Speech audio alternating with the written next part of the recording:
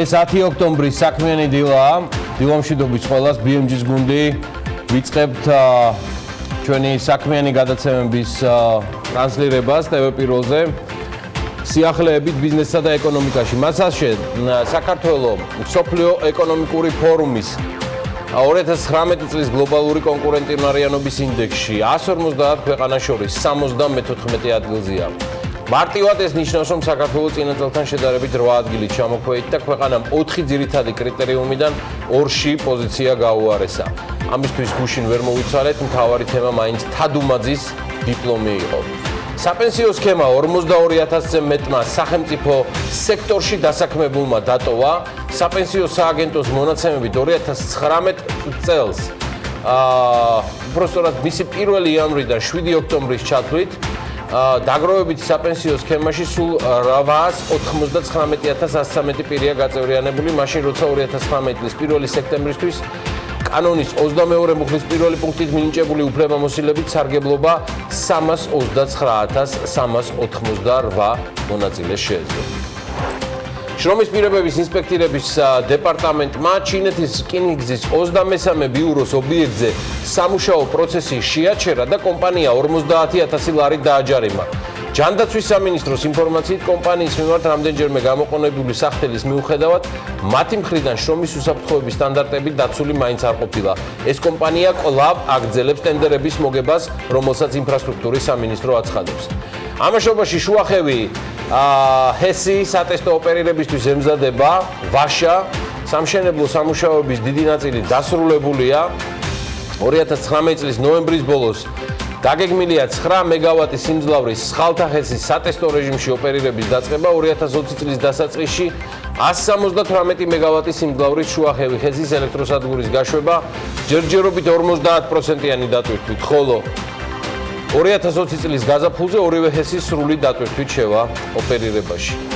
თბილისში, როგორც იქნა ისუზუს მარკის 8 მეტრიანი დიზელის ძრავზე მომუშავე Euro 6-ის ემისიის სტანდარტის 220 შეძენილი ავტობუსიდან 60 შემოვიდა. პრეზენტაცია კახაკალაძე ჩვეულობით წარმომადგენლობით გამართა და სატრანსპორტო პოლიტიკის მიმართულებით დაგეგმილ ღონისძიებებზე ისაუბრა. შეწყდვის პროცედურები ანალოგიურად სწრაფი რომ ყოფილიყო და ტენდერის ეს ავტობუსები გაცილებით ადრე შემოვიდოდა დედაქალაქში. აგრარული კომიტეტის შემდეგ ბიუჯეტმა შესაძლოა მხარდაჭერა ვერც ადამიანის უფლებათა კომიტეტისგან მიიღოს. კომიტეტის თავმჯდომარე სოფოკილაძე ამბობს, რომ მათ რამდენიმე საკითხთან დაკავშირებით პრინციპული პოზიცია აქვს და თუ ის გათვალისწინებული არ იქნება, ბიუჯეტის პროექტს ხარს არ დაუჭერენ. აი თადუმაძეს კი უცილობლად ხარის დაჭერას მიიღებს. ინფორმაციის თავისუფლების განვითარების ინსტიტუტის ადგილობრივი თვითმმართველობის სარეზერვო ფონდების ხარჯვა 2018 წელს კვლევის მიხედვით 60 მუნიციპალიტეტის სარეზერვო ფონდიდან სულ 8 მილიონი ლარი დაიხარჯა, სადაც ყველაზე მეტი თანხა 2.757.000 თბილისის მუნიციპალიტეტის მერიამ დახარჯა.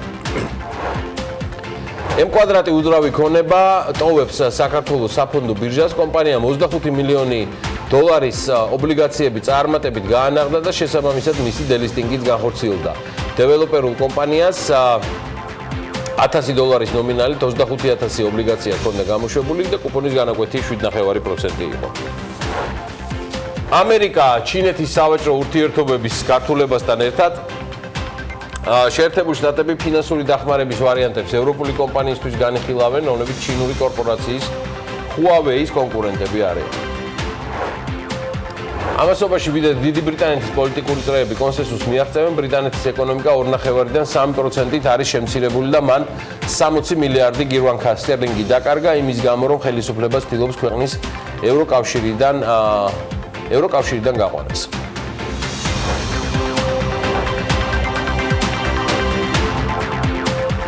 მოგესალმებით დილამშვიდობის ყველას, მე გიორგი ისაკაძე ვარ, ტრადიციულად წარმოგიდგენთ საქმიან დილას ანა ლაპიაშვილთან ერთად. დილამშვიდობისა. გუშინ მეგონი დავაანონსეთ ერთგვარად ჩვენი დღევანდელი ედიტორიალი, მივყვეთ Google-ის შემოსავლები რეკლამიდან 2018 წელს 116 მილიარდ 300 მილიონ დოლარს აღემატებოდა. ჯამში რომ იცოდეს, ეს არის ყველა ქვეყნის, ну ცხადია, მშობლიური, მათთვის მშობლიური შეერთებული შტატების გარდა სარეკლამო დანახარჯებს და ბიუჯეტს, ანუ საუბარია რა იხარჯება იმ ქვეყნებში, რასაც ბიზნესები ზოგადად იმ ქვეყნებში ხარჯავენ. აი მაგალითად საფრანგეთმა ჩვენი პრეზიდენტის ერთ-ერთმა სამშობლოთაგან მოქალაქეობა მინიჭებულ სამშობლოთაგან თუ რეკლამაზე 2018 წელს ჯამში აი ამ ქვეყანაში 13 მილიარდზე მეტი დაიხარჯა მარტო ერთმა კომპანიამ, თუნდაც ის კომპანია იყოს Google, იმავე წელს 116 მილიარდ დოლარზე მეტი შემოსავალი მიიღო. აი ეს რას ნიშნავს, რომ Google-ის წილი მსოფლიოს ციფრულ სარეკლამო ინდუსტრიაში არის დაახლოებით 22% სტატისტიკის ინფორმაციით, ხოლო შეერთებული შტატების ციფრული სარეკლამოდან მისი წილი მინიმუმ 38%-ია. აი ეს ცნობისთვის საქართველოს სარეკლამო ინდუსტრია და აქ მინდა გავმარტო, მათ შორის მათთვის, ჩემი მეგობრებისთვის, ვისთანაც სოციალურ ქსელში ხშირად ვერ მაქვს მიმოწერა ძალიან ბევრი მიზეზის გამო საქართველოს სარეკლამო ინდუსტრია და ბაზარი სხვადასხვა მონაცემებით მე ხა ამ შემთხვევაში ყველაზე ოპტიმისტურს ვიტყვი 53 მილიონი დოლარის ფარგლებშია ის შეიძლება იყოს ნაკლებიც მაგრამ აი ეს არის მაქსიმუმი რაც რეალურად გვაქვს ჩვენ და ცხადია აქ არ შედის ის დანახარჯები რომელიც ნაკლებად აღრიცხვადია რაც გადის Facebook-ზე თუ სხვა სოციალურ ქსელში და ზოგადად ინტერნეტში თუ გნებოთ იგივე Google-ის მიმართულებით. თუმცა ამ მონაცემებთან დაკავშირებითაც დავიწყებთ მოგითხრას. Amazon-ის საწყობის ხაბი ჩვენ ვერ გავხსენით და ეს გიგანტი კომპანია სხვა მხრივ გვიახლოვდება, სრულიად სხვა მხრივ, გუშინ ღამე გავიდა ამასთან დაკავშირებით ძალიან საინტერესო სიუჟეტი, რომ Amazon-ი ევროპაში Go Shops ხსნის და განვითარებას იწყებს აი ამ ტიპისა, არანაირი რიგები, სალაროები და ნაღდი ფული, აი ესე გამოიყურება რეალურად შოპინგის მომავალი. თანამედროვე სუპერმარკეტების კონცეფციის ფარგლებში ამერიკულ ონლაინ გიგანტს ევროპული ბაზრის დაპყრობაც სურს. Amazon Go-ს მაღაზიებში შოპინგისთვის პირდაპირ გეტყვით მხოლოდ და მხოლოდ ტელეფონია, საჭირო სმარტფონი, კალათაში ჩაწყობილი სასურველი პროდუქტები ავტომატურად სკანერდება. ანგარიშდება კიდეც და თანხა Amazon-ისვე საკუთარი ანგარიშიდან ჩამოგეჭრება და რაიმე სხვა. CNBC ავრცელებს ამასთან დაკავშირებით ინფორმაციას, რომ პირველი ესეთი მაღაზია Amazon-მა გახსნა ევროპის მასშტაბით გახსნა თვარშტები თებერვალში ამ წლისა ბრიტანეთში და Go Shop-მა ძალიან წარმატებით გაიარა სატესტო ფაზა. ამ კონცეფციით 10 მაღაზია მუშაობს შეერთებულ შტატებში, 4 მათგანი თუ არა Amazon-ის მშობლიურ Seattle-შია, 4 ჩიკაგოში, სან-ფრანცისკოში კი ამ დროისთვის უკვე 2 ესეთი მაღაზია მუშაობს. აღმოსავლეთ ევროპისკენად გადმოიწევს იმედია და ოდესმე ჩვენ შეგუშულება ოცნებას კაცი არ მოუკლავს.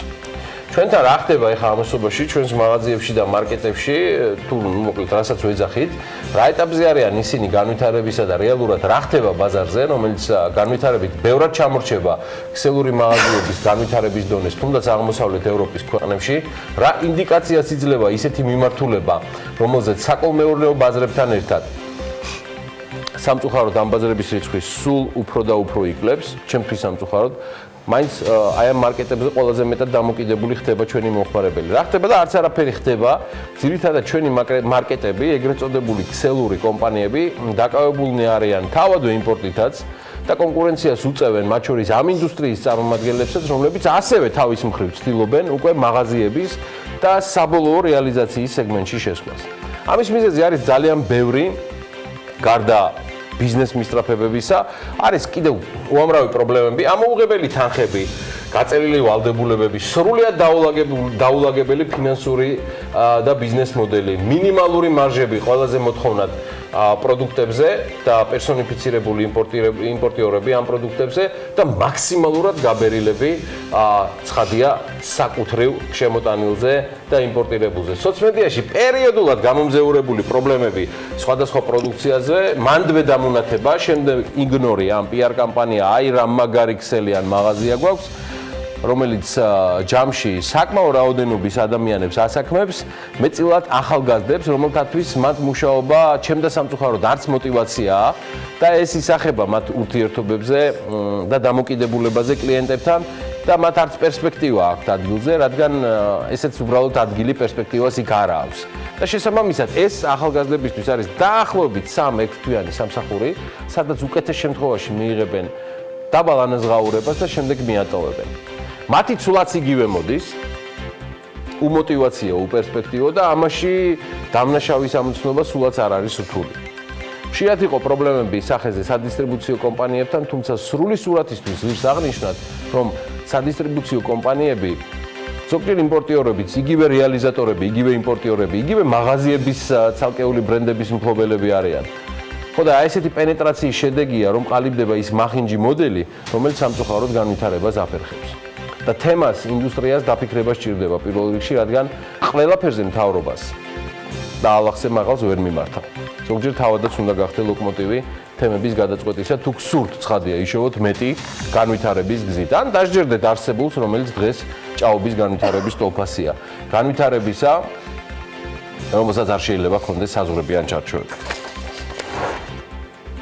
ამ განვითარებაზე და მის შეფერხებებზე ვსაუბრობდით მთელი ბიზნეს მედია ბოლო რამდენიმე წლის განმავლობაში. ჩვენი საინფორმაციო სააგენტო სხვა საშუალებებით ვსაუბრობთ თავარზე, რომ ინერციული განვითარება, რასაც ჩვენში აქვს ადგილი, ზუსტად ისევე არის დამაზიანებელი, როგორც განვითარება ნელი ტემპით, დაბალი ტემპით, რადგან შანსი იმისა, რომ დანარჩენი მსოფლიო დაგელოდოს და დაგველოდოს ჩვენ, ან შემდგომ აჯობო სხვა უპირატესობით რაიმე მიმართულებაში, სულ უფრო ნაკლებია. და ეს ყველაფერი შემდგომ ისახება უმთავრესზე ინვესტიციებზე, რომლის ნაკლებობა და შიმშილიც გვაქვს, განსაკუთრებით ბოლო 2-3 წელიწადია და ადგილობრივი ინვესტორებით თავის მოწონება უკეთეს შემთხვევაში თავის მოტყუება თქვენთვის კომფორტულ სატელევიზიო ეთერებში. სხვილი კომპანიების მოსაზიდად სამუშაო უფრო მეტი გვაქვს გასაწევი, ვიდრე თუნდაც 1 წლის ან 3 წლის წინ იყო. ამის დასტურია საქართველოს სოფლიო ეკონომიკური ფორუმის 2019 წლის გლობალური კონკურენტუნარიანობის ინდექსის 151 ქვეყანას შორის 74 ადგილზე აღმოჩნდა, რაც ნიშნავს, რომ საქართველოს წინა წელთან შედარებით 8 ადგილი ჩამოქვეით და ქვეყნის მიერ მიღებული ქულა 60.6%-ია, წინა რეიტინგში 61 იყო. ქვეყანა 4 ძირითადი კრიტერიუმიდან 2-ში გაიუარესა პოზიციები და ინდექსის მიხედვით ჩვენ ყველაზე რთული მდგომარეობა ინოვაციებისა და ბაზრის ზომის მიმართულებით გვაქვს. ინოვაციების კუთხით საქართველოს 91, ბაზრის ზომის მიხედვით კი 104 ადგილზეა. დაბალი ინოვაციების დონე კომპანიების მხრიდან საკმაოდ დაბალ კვლევის მაჩვენებელს, უნივერსიტეტების მხრიდან კვლევებზე დახარჯულ მცირე თანხებს და ქვეყანაში კვალიფიციურ ინჟინერთა და მეცნიერთა მცირე რაოდენობას უკავშირდება. ინოვაციების მიმართულებით საქართველოს სარეიტინგო ქულა 32.7-ია, ამ მხრივ ქვეყნის ქულა იგივეა, თუმცა დაკავებული ადგილი კი გაუარესებული, რადგან სხვა ქვეყნებმა გაიუმჯობესეს აღნიშნულ კრიტერიუმში პოზიცია. ამაზე სულ უფრო ცვლად რამდენიმე წუთში მარიამ ადამია და ანუკა ჯოხაძე მოგვიყვებიან, სხვათა შორის ამ რეიტინგში წელს პირველად შეერთებულმა შტატებმა დათმო ლიდერობა. ესეც ამ თემის რეზუმირებისთვის, მაგრამ მაინც ჯამში შევეცდებით, ვცდილობ მარტივად გეტყვით, რას ნიშნავს ეს ყველაფერი ხა გლობალურ კონკურენტუნარიანობის ინდექსთან დაკავშირებით და ნიშნავს თუ არა ეს, რომ საქართველოს დათმო პოზიციები ამ რეიტინგში დიახ. სამწუხაროდ ეს ასეა, ეს ნიშნავს, რომ საქართველოს დათმო პოზიციები. ნიშნავს თუ არა ეს, რომ საქართველოს გაიუარესა მდგომარეობა ერთ-ერთ ყველაზე მნიშვნელოვან რეიტინგში. დიახ, ჩემდა სამწუხაროდ ესეც მწარე სიმართლეა. არის თუ არა ეს შედეგი კანონზომიერი იმ ეკონომიკური პოლიტიკისა, რასაც ბოლო წლებია ვატარებთ. დიახ, ეს ასეა და უკეთეს შედეგს არც უნდა ველოდოთ, რადგან ყველაზე მძიმე დასკვნა, რაც ჩემს კოლეგებთან ერთად ამ რეიტინგის შემხედვარე გავაკეთეთ, გახლავთ შემდეგი. დიახ, ჩვენ გაგვიუარესდა 4-დან 2 კომპონენტში სარეიტინგო ქულა, მაგრამ ჩვენ აქ დავაშავეთ არა იმდენად იმაში, რომ რაიმე დავაკელით მიმდინარე საქმეებში. ჩვენი მთავარი წაგება მდგომარეობს იმაში, რომ სხვა ქვეყნებმა უფრო მეტად გაკაჩეს. გაკაჩეს რეფორმებში, გადაწყვეტილებებში, ინვესტიციებში, ეკონომიკის ღიაობაში, ინოვაციებში, სიახლეებში, ხმაურში. აი ამაზე მწყდება ყველაზე მეტად გული, რომ გლობალური კონკურენტუნარიანობის რეიტინგი და ინდექსი ასკვნის მთავარს საქართველოსთან დაკავშირებით პოზიციების გაუარესების მთავარი მიზეზი არის, რომ საქართველოს დადგა, გაჩერდა და დანარჩენები თითქმის ყველა ამოიქოქა. მათ შორის ჩვენი რეფორმების გადაღებით, დანერგვით, ახალი სერვისების წარმოჩინებით, მაშინ როცა ჩვენ ვერაფერი ახალი ვერავის ვერ შევთავაზეთ. ვერც საკუთარ თავს განვითარებისთვის და მით უმეტეს მსოფლიოს. აი სულ ეს არის ის მძიმე რეალობა, რაც ამ რეიტინგით მივიღეთ. ერთიც მინდა მოგიყვეთ ახლა ამ პროლოგში და ედიტორიალს ამითი ამოვწურავ, მე უკვე იმედია ანაც შემეხიდება. ფიჩის ბოლო ანგარიში ჩვენ ვკითხულობთ, რომ საქართველოს სუვერენული რეიტინგის გაუმჯობესებაზე დადებითად იმოქმედა სტაბილურმა მაკროეკონომიკური განერმოს შენარჩუნებამ 2018 წლის განმავლობაში და საგარეო შოკებისადმი მდგრადობის ზრდა. მოკლედ თბილისში ჩამოსული ფიჩის ტოპ მენეჯერები ელენე კვანჭილაშვილთან საუბარში ამბობენ, რომ მომავალში საქართველოს რეიტინგზე, investment grade-ზეა საუბარი. სამი მთავარი ფაქტორი მოახდენს გავლენას. საუბარია საინვესტიციო რეიტინგზე, კიდევ ერთხელ გეუბნებით, რომელზეც სხვა შორის ძალიან ბევრს საუბრობდა პრემიერ-მინისტრი მამუკა ბახტაძე და ეს მართლაც საოცნებო თემაა, მე არაერთხელ მithვამს. თუმცა, რა უნდა გავაკეთოთ იმისთვის, რომ მივაღწიოთ რეიტინგის და აღიარების იმ დონეს, რომელიც თვისებრივად შეცვლის ჩვენ საინვესტიციო გარემოსას. მოდი გავიხსენოთ ფიჩის კლასიკოსები. რამ შეიძლება იმუშაოს დადებითი მიმართულებით თქვენი ქვეყნისთვის, ასეთი სამი ძირითადი კომპონენტი გვაქვს გამოკვეთილი: საგარეო მოწყვლადობის შემცირება, საგარეო ვალის შემცირებიდან რეზერვების შევსების გზით, ერთ სულზე შემოსავლების მკვეთრისა და მაკროეკონომიკური სტაბილურობის შენარჩუნებით და ასევე შიდა ვალის მთლიან შიდა პროდუქტთან მიმართებით შემცირების სტაბილური ტრენდი. ეხლა მე მაქვს კითხვა თქვენთან. გადაცემა ქალბატონებო და ბატონებო. გავიგე რომ ამას უნდა დრო და ეს ხვალდაზე თავად გეუბნებით რომ უახლოესი ვარსთვების და წლების განმავლობაში ჩემდა სამწუხაროდ არ მოხდება, მაგრამ რა გავაკეთოთ რომ ერთი ნაბიჯით მაინც დაუახლოვდეთ კრიტერიუმებს, რომელიც საინვესტიციო სააგენტებს მისცემდა საშუალებას პოზიტიურისკენ წაეყვანათ საქართველოს შეფასება. მით უმეტეს იმ სააგენტოს ექსპერტებთან და საკონტაქტოებთან მათ არ გაკლიათ მოკლედ კონტაქტები სხვადასხვა ლობისტების საშუალებით და მიმდინარე მდარე ხარისხის რეგულაციების გამართლების მაგივრად და ეს რეგულაციები ისევე როგორც მათი ავტორები არიან სრულად მდარე აზროვნების, ხომ არ სჯობს თქვენთან ასოცირებულ ექსპერტებთან ერთად მიმართავ რეგულატორებს და სახელმწიფო გუნდს და ხომ არ სჯობს რომ მთელი ძალისხმევა მიმართოთ არა ფეიქ ან მოდელირებული რეალობის დასახატად ამ სააგენტოებთან, არამედ რეალური ნაბიჯების გადასადგმელად საინვესტიციო რეიტინგამდე, რომელსაც ძალიან ბევრი რამ გვაშორებს და უპირველეს ყოვლისა და უმთავრესი ჩვენი მოსახლეობის უკიდურესად დაბალი შემოსავლები. ყველაზე მარტივად ესე შეიძლება ითარგმნოს ფიჩის წარმომადგენლის ინტერვიუ. თქვენ შეიძლება შეცვალოთ სტატისტიკა და მისი მუხლები, რომელიც გაგიუმჯობესებთ FDI-ის ინვესტიციების პარამეტრს, მაგრამ ეს ისეთივე სიმართლე იქნება, როგორც თქვენი ექსპერტების მიერ თქვენთვისვე კომფორტული ტელეეთერებიდან თქმული და მანიპულირებადი სიმართლე და ციფრები, რითაც კომბოსტოს და კარტოფილის ფასი ვერ გადაიფარება. სულ ეს არის.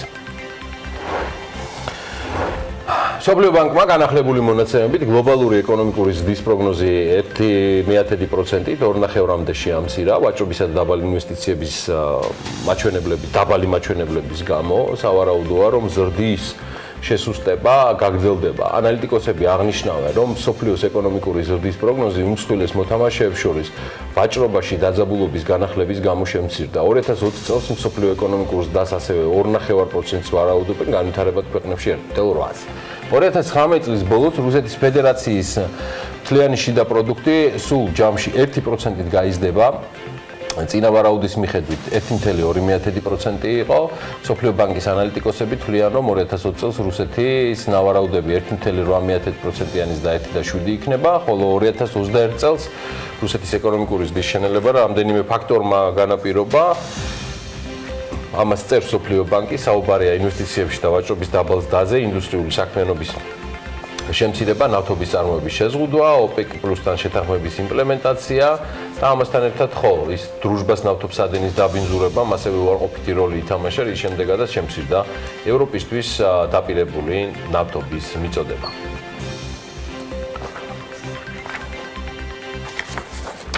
კარგი, ეს წინასწარ შეგვიძლია ვიცოდეთ უკვე რაც ხდება სამეზობლოში და პრინციპში როცა ორიენტირს ვაკეთებთ ხოლმე სამეზობლოში არსებულ მდგომარეობას და მე ამას ვეჯიბრებით, ადვილი მისახოდრი არის, რას ვეჯიბრებით და რასთან გვაქვს სწორება, სინამდვილეში ალბათ სამიზნეს სხვა უნდა იყოს. სამეზობლოში ზოგადად არ გაგვიმართლა, დიდად დაალხენი ვთქვათ პერიოდს არ უნდა მოვიდეთ ისეც მომავალში. რუსეთი რომ იქით იყოს, თურქეთ-ამერიკის ურთიერთობა რა შედეგამდე მივა, რთულია ამის წინასწარი პროგნოზი და ამაზე გუშინ ლუკა პეტრიაშვილმაც ისაუბრა ამ უმწურავად. გიორგი, შენ ვერ დარგაკეთებულ საქმეებზე, ვერ და არ შესრულებულ რეფორმებზე როცა საუბრობდი, ჩვენ რა ვერ გავაკეთეთ საკმარის რომ უკეთესი შედეგი მიგვეღო და პოზიცია გვეჩვენებინა, თუ ვინმეს პასუხი შემთხვევით თავში გაუველებდა, რომ აბა მეტი რა უნდა გვექნა ისეთ გაჭირებული ქვეყნის ეკონომიკის ქვეყანაშიო, პასუხი და მაგალითები მოვამზადე საგანგებოდ ამისათვის. ამჯერზე რუანდის მაგალითი მინდა რომ იყოს ამის საპასუხოდ. ქვეყნის GDP ერთ სულ მოსახლეზე 9-ჯერ ნაკლებია საქართველოსთან შედარებით და მაინც თურმე შესაძლებელი ყოფილა რომ მაღალ ტექნოლოგიური სმარტფონების მწარმოებელი ქარხანა მათთან გაიხსნას. ქვეყნის დედაქალაქში კიგალიში მდებარე ქარხნის გახსნაზე CNN-მა დაწერა და იქვე იყო პრეზიდენტის შეფასებაც, რომ ეს იქნება ქვეყნის ეკონომიკის წარმატება და მიუხედავად იმისა, რამდენად ვიცნობთ ან არ ვიცნობთ რუანდის ეკონომიკას, უნდა ვაღიაროთ, რომ ცალსახად წინსვლა არის ეს ქვეყნისათვის, რომლის შემოსავალიც არც ისე დიდია. მობილურებს აწარმოებს პანაფრიკული კომპანია მარა გრუპი, რომლის სათავო ოფისიც დუბაიში მდებარეობს და კომპანია აღნიშნავს, რომ ისინი მაღალი ხარისხის სმარტფონს ხელმისაწვდომ ფასად გამოუშვებენ. მარა რუანდაში ჯამში ორი სახის სმარტფონს აწარმოებს, მარა X, რომლის ფასიც იქნება $130 და მარა Z, რომლის ფასიც $190 იქნება. ალბათ საქართველოშიც ბევრი დაინტერესდება ამ მოდელებით, ფასიდან გამომდინარე, მაგრამ კარგად დაიანგარიშეთ, მაინც რამდენი ლარი გამოდის ეს 130 თუ $190 ეროვნულ ვალუტაში. გუშინდელ ბანკთა შორის კურსებს და სხვებზე სულ რამდენიმე წამში მოგეყვებით და ბიზნეს სიახლეებს უნდა ჩავხედოთ ახლა უკვე საქმიანი დილის ეთერში. $1 ოფიციალური ღირებულება გუშინ 2 ლარი და 96 თეთრი გახდა, ბანკთა შორისი ვაჭრობით ეროვნული ვალუტა სულ მცირედით გამყარდა, ევროს ფას რაც შეეხება მინიმალურად გამყარდა ლარი ევროსთან მიმართებითაც და 3 ლარი და 25 თეთრი ღირს. თბილისის მერი ტაქსის რეფორმის მესამე ეტაპს აანონსებს ამასობაში და კახაკალაძე ამბობს, რომ შემდეგი ეტაპი უკვე ხარისხზე ორიენტირება იქნება. თბილისის მერის ინფორმაციით ამ ეტაპზე 7700 A კატეგორიის ლიცენზია და 8800 B კატეგორიის ლიცენზია გაცემული. 27000 ლიცენზიატიდან კი 30%-ს ავტომობილის ტექნიკურად გამართულობა არ დაუდასტურდა, აღნიშნავს კახაკალაძე. ფინანსთა მინისტრის მოადგილის გიორგი კაკაურიძის განცხადებით, სხვადასხვა ინფრასტრუქტურული პროექტის განხორციელებისათვის დონორ ორგანიზაციებთან მოლაპარაკებები აქტიურად მიმდინარეობს და კაკაურიძე ფიქრობს, რომ დამატებითი რესურსების გამოყოფაზე დონორებთან შეთანხმება წელსვე მოხდება. საერთაშორისო სავალუტო ფონდი გააგრძელებს საქართველოს მხარდაჭერას ფისკალური რეფორმების განხორციელების პროცესში. ფინანსთა მინისტრი საერთაშორისო სავალუტო ფონდის წევრებს შეხვდა და ეს ინფორმაცია მისმა უწყებამ უკვე ამ შეხვედრის შემდეგ გამოაქვეყნა. დელეგაციამ, რომელსაც ტექნიკური დახმარების სფეროში სავალუტო ფონდის ფისკალურ საქმეთა დეპარტამენტის მრჩეველი ხელმძღვანელობს, საქართველოში ორკვირიანი მისია ამ შეხვედრით დაასრულა. შეხვედრაზე მხარეებმა სავალუტო ფონდის ტექნიკური დახმარების პროექტის ფარგლებში ფინანსთა ministros შემოსავლების სამსახურში განხორციელებული და მიმდინარე პროექტები განეხილეს. ამასობაში პრემიერ-მინისტრი აზერბაიჯანში იმყოფება ოფიციალური ვიზიტით და პრეზიდენტ ალიევს შეხვდა პირველი შეხვედრისას. ყურადღება ამ შეხვედრაზე ორი ქვეყნის სტრატეგიული პარტნიორობის ძირითად მიმართულებაზე გამახვილდა, ორმხრივი თანამშრომლობის დღის წესრიგის მნიშვნელოვან საკითხებზე და რეგიონული დატვირთვის პროექტებზე, რომლებსაც საქართველო და აზერბაიჯანი ერთობლივად ახორციელებენ.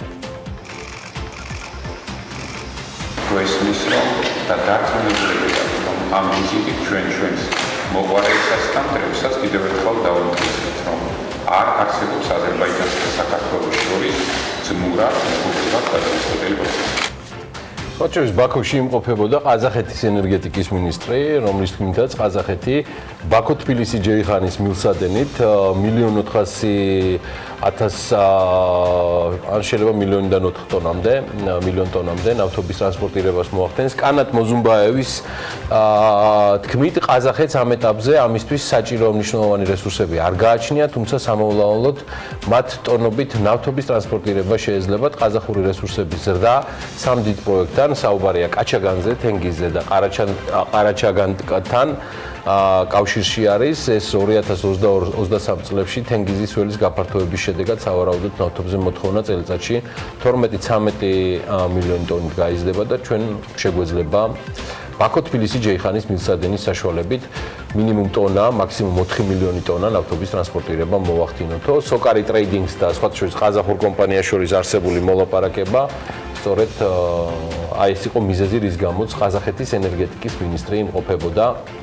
ბაქოში და ის დარწმუნებულია, რომ მხარეები წლის ბოლომდე მიაღწევენ შედეგებს და ასთავარია ფასზე შეთანხმდებიან, ფასზე. ამასობაში საქართველოში სხვა თემები იყო გუშინ აქტუალური. ჯორჯიანი ეროისის სუბსიდირება მთავრობის მხრიდან არ მოხდება. ეს საქმის კურსის ეთერში ჯორჯიანი ეროისის გენერალურმა დირექტორმა რომან ბოკერიამ თქვა და ის ამბობს, რომ მთავრობის მხრიდან კომპანიის პრობლემების მიმართ არის სრული იგნორი. აღნიშნავს, რომ ქართული ავიაკომპანია ეგრეთ წოდებული ლოუ-კოსტერების მსგავსად თანაბარ დაფინანსებას ითხოვდა ხელისუფლებისაგან, რაზეც შეთანხმება ვერ შედგა. საქართველოს ჯორჯიანი ეროისის სუბსიდირება მთავრობის მხრიდან არ მოხდება. ჩვენ მივესალმებოდით იმ ფაქტს და ჩვენ მოვითხოვდით, რომ როგორც მთავრობა ანხორციელებს low cost-ის ავიაკომპანიების Wizz Air-ის და Ryanair-ის სუბსიდირებას, მსგავსი სუბსიდირება მოხდარიყო ეროვნული ავიაკომპანიის, ეროვნული ავიახაზების ჯორჯიან Airways-ის. ეს იყო მხოლოდ და ეს, რაც უკვე არსებობს პრაქტიკა, რაც მთავრობა ანხორციელებს სხვა უცხოური ქვეყნის ავიაკომპანიების სუბსიდირებასთან დაკავშირებით, იგივე პრაქტიკას, იგივე პროპორციით მოვითხოვდით. მიმდინარე წლის ივლისში ბათუმის აეროპორტიდან რუსი ვიზიტორების მიერ განხორციელებული ვიზიტების რაოდენობა 42.6%-ით არის შემცირებული, აგვისტოში კი კლებამ 80%-ს გადააჭარბა. ამასთან დაკავშირებით ტურიზმის ეროვნული ადმინისტრაციისგან მივიღეთ ინფორმაცია, მიმდინარე წლის 20 ივნისის შემდეგ განვითარებულმა მოვლენებმა ნეგატიურად იმოქმედა აჭარაში ტურისტულ სეზონზე და ყველაზე მეტად საქართველოს ზღვისპირა რეგიონი დაზარალდა, მაშინ როცა ჯერ კიდევ ივნისის თვეში სარფის და ბათუმის აეროპორტების სასაზღვრო პუნქტში საერთაშორისო ვიზიტების რაოდენობის ზრდა 39%-ს გადააჭარბა. ივლისის თვეში კი ზრდის პროცენტული მაჩვენებელი 33.1 ერთეულით შემცირდა და მხოლოდ 6.1% შეადგინა. აგვისტოში კი კლება იყო თითქმის 37%-იანი და შესაბამისად ზრდა მხოლოდ 2.3% დაფიქსირდა. რუსეთის ავიარეისების შეჩერებამ რუსი ვიზიტორების მნიშვნელოვანი შემცირება გამოიწვია. განმარტებული არის ინფორმაციაში. ტურიზმის ეროვნული ადმინისტრაცია ასევე აღნიშნავს, რომ ზრდის ტემპის მკვეთრმა შემცირებამ ზაფხულის სეზონზე შავიზღვისპირა რეგიონში მცირე და საშუალო სასტუმროები, კაფეები, რესტორნები, ტურისტული კომპანიები და ტურისტული სერვისის მიმწოდებლები დააზარალა. რუსეთთან საჰაერო მიმოსვლის აკრძალვის მიუხედავად 2019 წლის პირველ 9 თვეში ჯამურად საქართველოში ყველაზე მეტი ვიზიტორი მაინც რუსეთის ფედერაციიდან შემოვიდა. ზრდა წინა წელთან შედარებით მხოლოდ 8.7% იყო. კონკრეტულად ზაფხულის სეზონის განმავლობაში კი 68,000 იკლო ვიზიტორებმა. ოფიციალური სტატისტიკის მიხედვით 2019 წლის 9 თვეში ქვეყანამ 7.227.560 საერთაშორისო მოგზაურის ვიზიტს უმასპინძლა, რაც 2018 წლის ანალოგიური პერიოდის მაჩვენებელთან მიმართებით არის 6.6%-ით მეტი. წინასწარი მონაცემით 8 თვეში საქართველოს ტურიზმიდან 2.2 მილიონი დოლარის შემოსავალი მიიღო. რაში ხარჯავენ უცხოელი ვიზიტორები საქართველოში სტუმრობისას ყველაზე მეტ თანხას? ვიზიტორებმა 2018 წელს ქვეყანაში 7.9 მილიონი ლარი დახარჯეს, მათ მიერ გაღებული ხარჯების ყველაზე მეტი წილი კი საკვებსა და სასმელზე მოდიოდა. TBC კაპიტალის ტურიზმის სექტორის კვლევის მიხედვით უცხოელი ვიზიტორების მიერ საქართველოში საკვებსა და სასმელზე გაწეული ხარჯები 2015 წლიდან მოყოლებული მზარდია. თუ 2015-16 წლებში მაგალითად ამ მიმართულებით ხარჯის 24% მოდიოდა, ეს წილი 2017-ში 26%-მდე გაიზარდა და 2018-ში 29%-მდე. რაც შეეხება მიმდინარე წლის მაჩვენებელს, 2019 წლის პირველ ნახევარში უცხოელმა ვიზიტორებმა მათი ხარჯების 25% მიმართეს საკვებისა და სასმელის შესაძენად და პირველ ნახევარში 2018 წელს ეს მაჩვენებელი იყო 28%-ის ტოლი. საპენსიო სააგენტოს მონაცემებით 2019 წლის 1 იანვრიდან 2019 წლის 7 ოქტომბრის ჩათვლით დაგროვებით საპენსიო სქემაში სულ 899,113 პირი გაწევრიან და 2019 წლის 1 სექტემბრისათვის კი შესაბამისი კანონით მინიჭებული უფლებით სარგებლობა 329,388 მონაწილე შეეძლო. ამასთან დაკავშირებით ზურაბ ჭიაბარაშვილის კითხვის სადეპუტატო კითხვის საპასუხოდ იყო სააგენტოს მხრიდან პასუხი გაცემული, დაგროვებით საპენსიო სქემაში მონაწილეთა გაწევრიანების და სქემიდან გასვლის მონაცემის ანალიზის შედეგად შეგვიძლია ვთქვათ, რომ ბოლო 2 თვის მონაცემით სქემიდან გასვლაზე მიმართვიანობა 10ჯერ ან მეტად შემცირდა. სააგენტო აღნიშნავს იმასაც, რომ 1 სექტემბრის მდგომარეობით სქემაში გაწევრიანებული იყო 876,029 ადამიანი. თუმცა სქემის დატოვების ტემპის კლება უკავშირდება იმ ბადებს, რომელიც თავად საპენსიო სააგენტოს ჰქონდა ამ შემთხვევაში დაწესებული. სქემა ჯამში დატოვა რამდენიმე 1000 ადამიანმა, სახელმწიფო სექტორში დასაქმებული აქედან 42,020 იყო და კერძო სექტორში 117,292. ანაკლის განვითარების კონსორციუმის გენერალური დირექტორის ლევან ახვლედიანის განმარტებით კი კონსორციუმის შესაძლო დახურვასთან დაკავშირებით გავრცელებული ინფორმაცია სიმართლეს არ შეესაბამება. ახვლედიანი განმარტავს, რომ კონსორციუმიდან თანამშრომლები მათ არ გაუთავისუფლებიათ და გავრცელებული ინფორმაცია არასწორი ინტერპრეტაციას უკავშირდება. მუშაობს ჩვეულებრივად კონსორციუმი და ასევე ვაგრძელებთ ჩვენი ვალდებულებების შესრულებას, რაც ხელშეკრულებით გვაქვს ნაკისრი, განმარტავს ახვლედიანი. 2019 წლის იანვარ-აგვისტოში ეროვნულ ბანკში მომხმარებელთა მხრიდან კომერციული ბანკების წინააღმდეგ 7227 საჩივარია დაფიქსირებული, რაც დაახლოებით 95.6%-ით მეტია წინა წლის ანალოგიურ პერიოდთან შედარებით. 8 თვეში 2018 წელს ეროვნულ ბანკში შესული საჩივრების რაოდენობა იყო 3691. ეროვნული ბანკის სტატისტიკის თანახმად, მხოლოდ აგვისტოში ბანკების მიმართ 1412 საჩივარი შევიდა, რაც 161%-ით მეტია წინა წლის ანალოგიურ პერიოდთან შედარებით. შარშან-აგვისტოში ბანკებზე მხოლოდ 450 საჩივარი დაიწერა.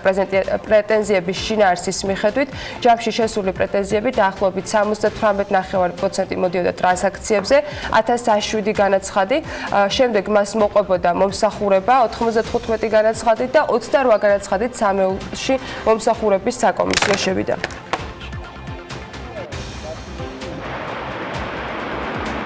იუსტიციის სახლთან შესაძლოა იახტ-კლუბი მოეწყოს. პროექტი მერის არქიტექტურის სამსახურთან შეთანხმებულია. საუბარი არის სამსართულიან შენობაზე, რომელსაც მიწისქვეშა ავტოსადგომი ექნება. კომპლექსის პირველ სართულზე მთავარი შესასვლელი განთავსდება, დაცვის ოთახი, იახტ-კლუბის დირექციის ოთახი, მაშველების ოთახი, თავის სათავსოთი, სარემონტო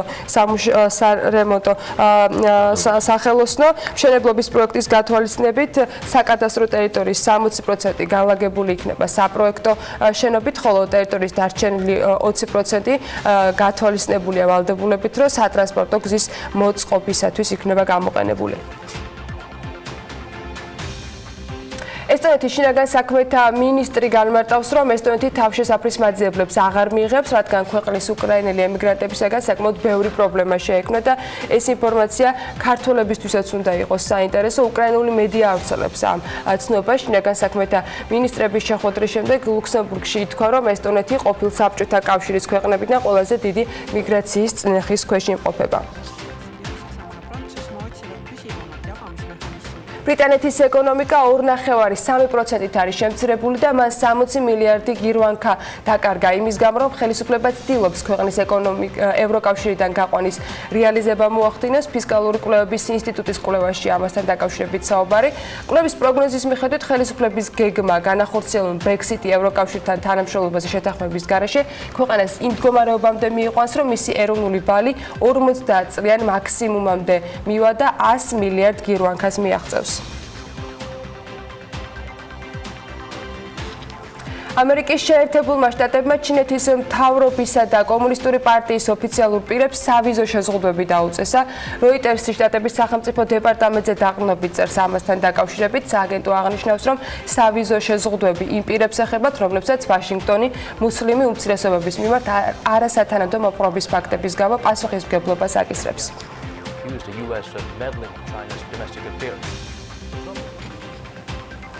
ახლა საქართველოში უნდა დავბრუნდეთ და გადავხედოთ ამ მიდის პროგნოზს, რომელიც ტრადიციულად გარემოს ეროვნულმა სააგენტომ გაგვიახლა. მათი ინფორმაციით დღეს ამ მიდი განპირობებული იქნება კასპიის ზღვის ჩრდილო-აღმოსავლეთიდან მოქმედი ცივი ჰაერის მასების და სამხრეთიდან მოქმედი ცხელი ჰაერის მასების ურთიერთქმედებით.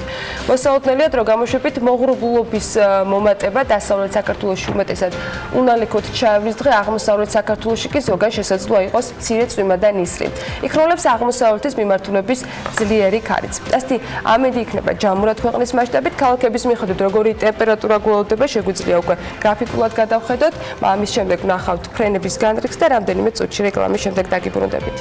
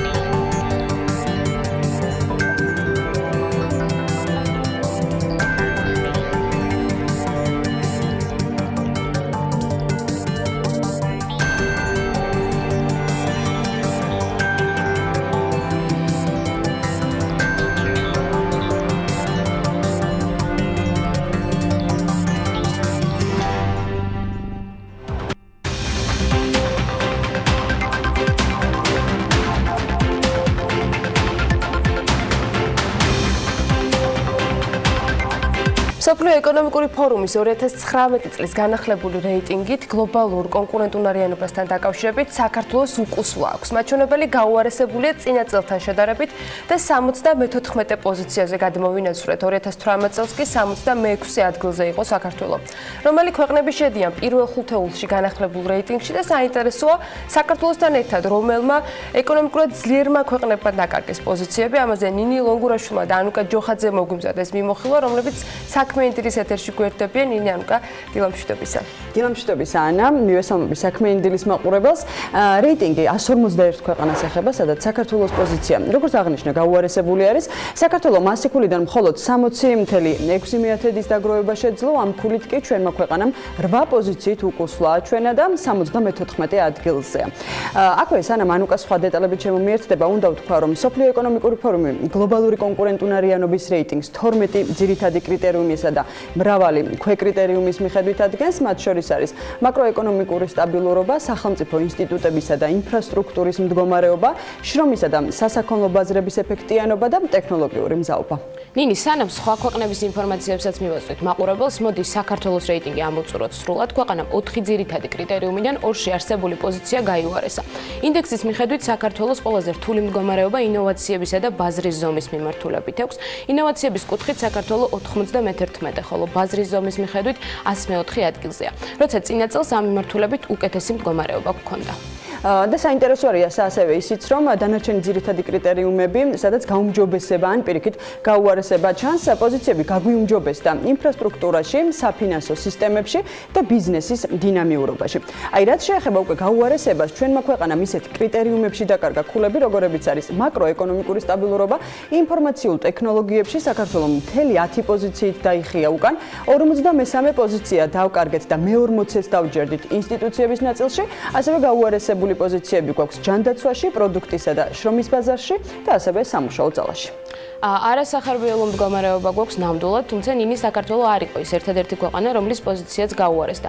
სხვათა შორის რეიტინგში საქართველოზე მეტად საკმაოდ ძლიერი ქვეყნებიც მოხვდნენ, მაგალითად ამერიკის შეერთებულმა შტატებმა დაკარგა პოზიცია და თუ ამერიკა წლების განმავლობაში პირველ ადგილს არავის უთმობდა, 2019 წელი ამერიკელებისთვის არ აღმოჩნდა კონკურენტუნარიანი წელი და ქვეყანა მხოლოდ მეორე ადგილს დაჟერდა 93.7 ქულით. 2018 წელს კი შტატების ქულა 86 იყო. საუკეთესო მაჩვენებლით ამერიკა ბაზარსა და ინოვაციურ ეკოსისტემებში დომინირებს. ანუკა, სხვათა შორის ამერიკის წელს პოზიციები სინგაპურმა ჩამოართვა, საბაზრო ეკონომიკის მქონე ქვეყანა მსოფლიოში გადასახადების სიმცირით გამოირჩევა. კონკურენტუნარიანობის რეიტინგში ქვეყანას 84.8 ქულა აქვს და რაც ამერიკის მაჩვენებელზე დაახლოებით 1 ქულით მეტი არის. სინგაპურში განსაკუთრებულად განვითარებული არის ტექნოლოგიები, გემთმშენებლობა და ასევე საფინანსო სექტორიც. ხოლო მესამე და მეოთხე ადგილებს კი რეიტინგში ჰონგონგი და ნიდერლანდები ინაწილებს. ჰონგონგი, რომელიც მსოფლიოში მნიშვნელოვანი საფინანსო და სავაჭრო კომპანიების რაოდენობით ლიდერია, რეიტინგში მესამე ადგილზე 83.1 ქულით მოხვდა.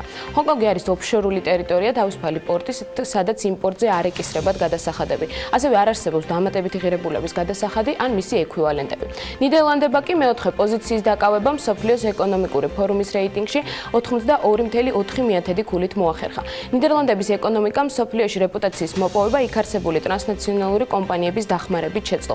ქვეყანა კი ძირითადად ექსპორტზეა ორიენტირებული და აქცენტს ადგილობრივ წარმოებაზე აკეთებს. და ბოლოს ხუთეულს უკვე შვეიცარია ხურავს 84.3 ქულით. სხვათა შორის სხვა რეიტინგებსაც თუ გადავხედავთ, გლობალური ინოვაციური ინდექსის მიხედვით ეს ქვეყანა ბოლო 7 წელია პირველ ადგილს იკავებს. შვეიცარია ერთ-ერთი მსხვილი ფინანსური ცენტრი არის და ამასთან შვეიცარია ოქროს გადამუშავების კუთხით მსოფლიოს დიდ 4-ეულში არის. ასეთია ამ ქვეყნების მონაცემები გუშინ გამოქვეყნებული გლობალური კონკურენტუნარიანობის ინდექსის მიხედვით. საქართველოს მაჩვენებლებზე ჩვენი მკითხველი აუცილებლად ნახავს ჩვენს ვებგვერდზე უფრო მეტ ინფორმაციას. აქვე სანამ დაგემშვიდობებოდეთ, შეგახსენებთ, რომ მსოფლიოს ეკონომიკური ფორუმი გლობალური კონკურენტუნარიანობის ინდექს 2005 წლიდან აქვეყნებს.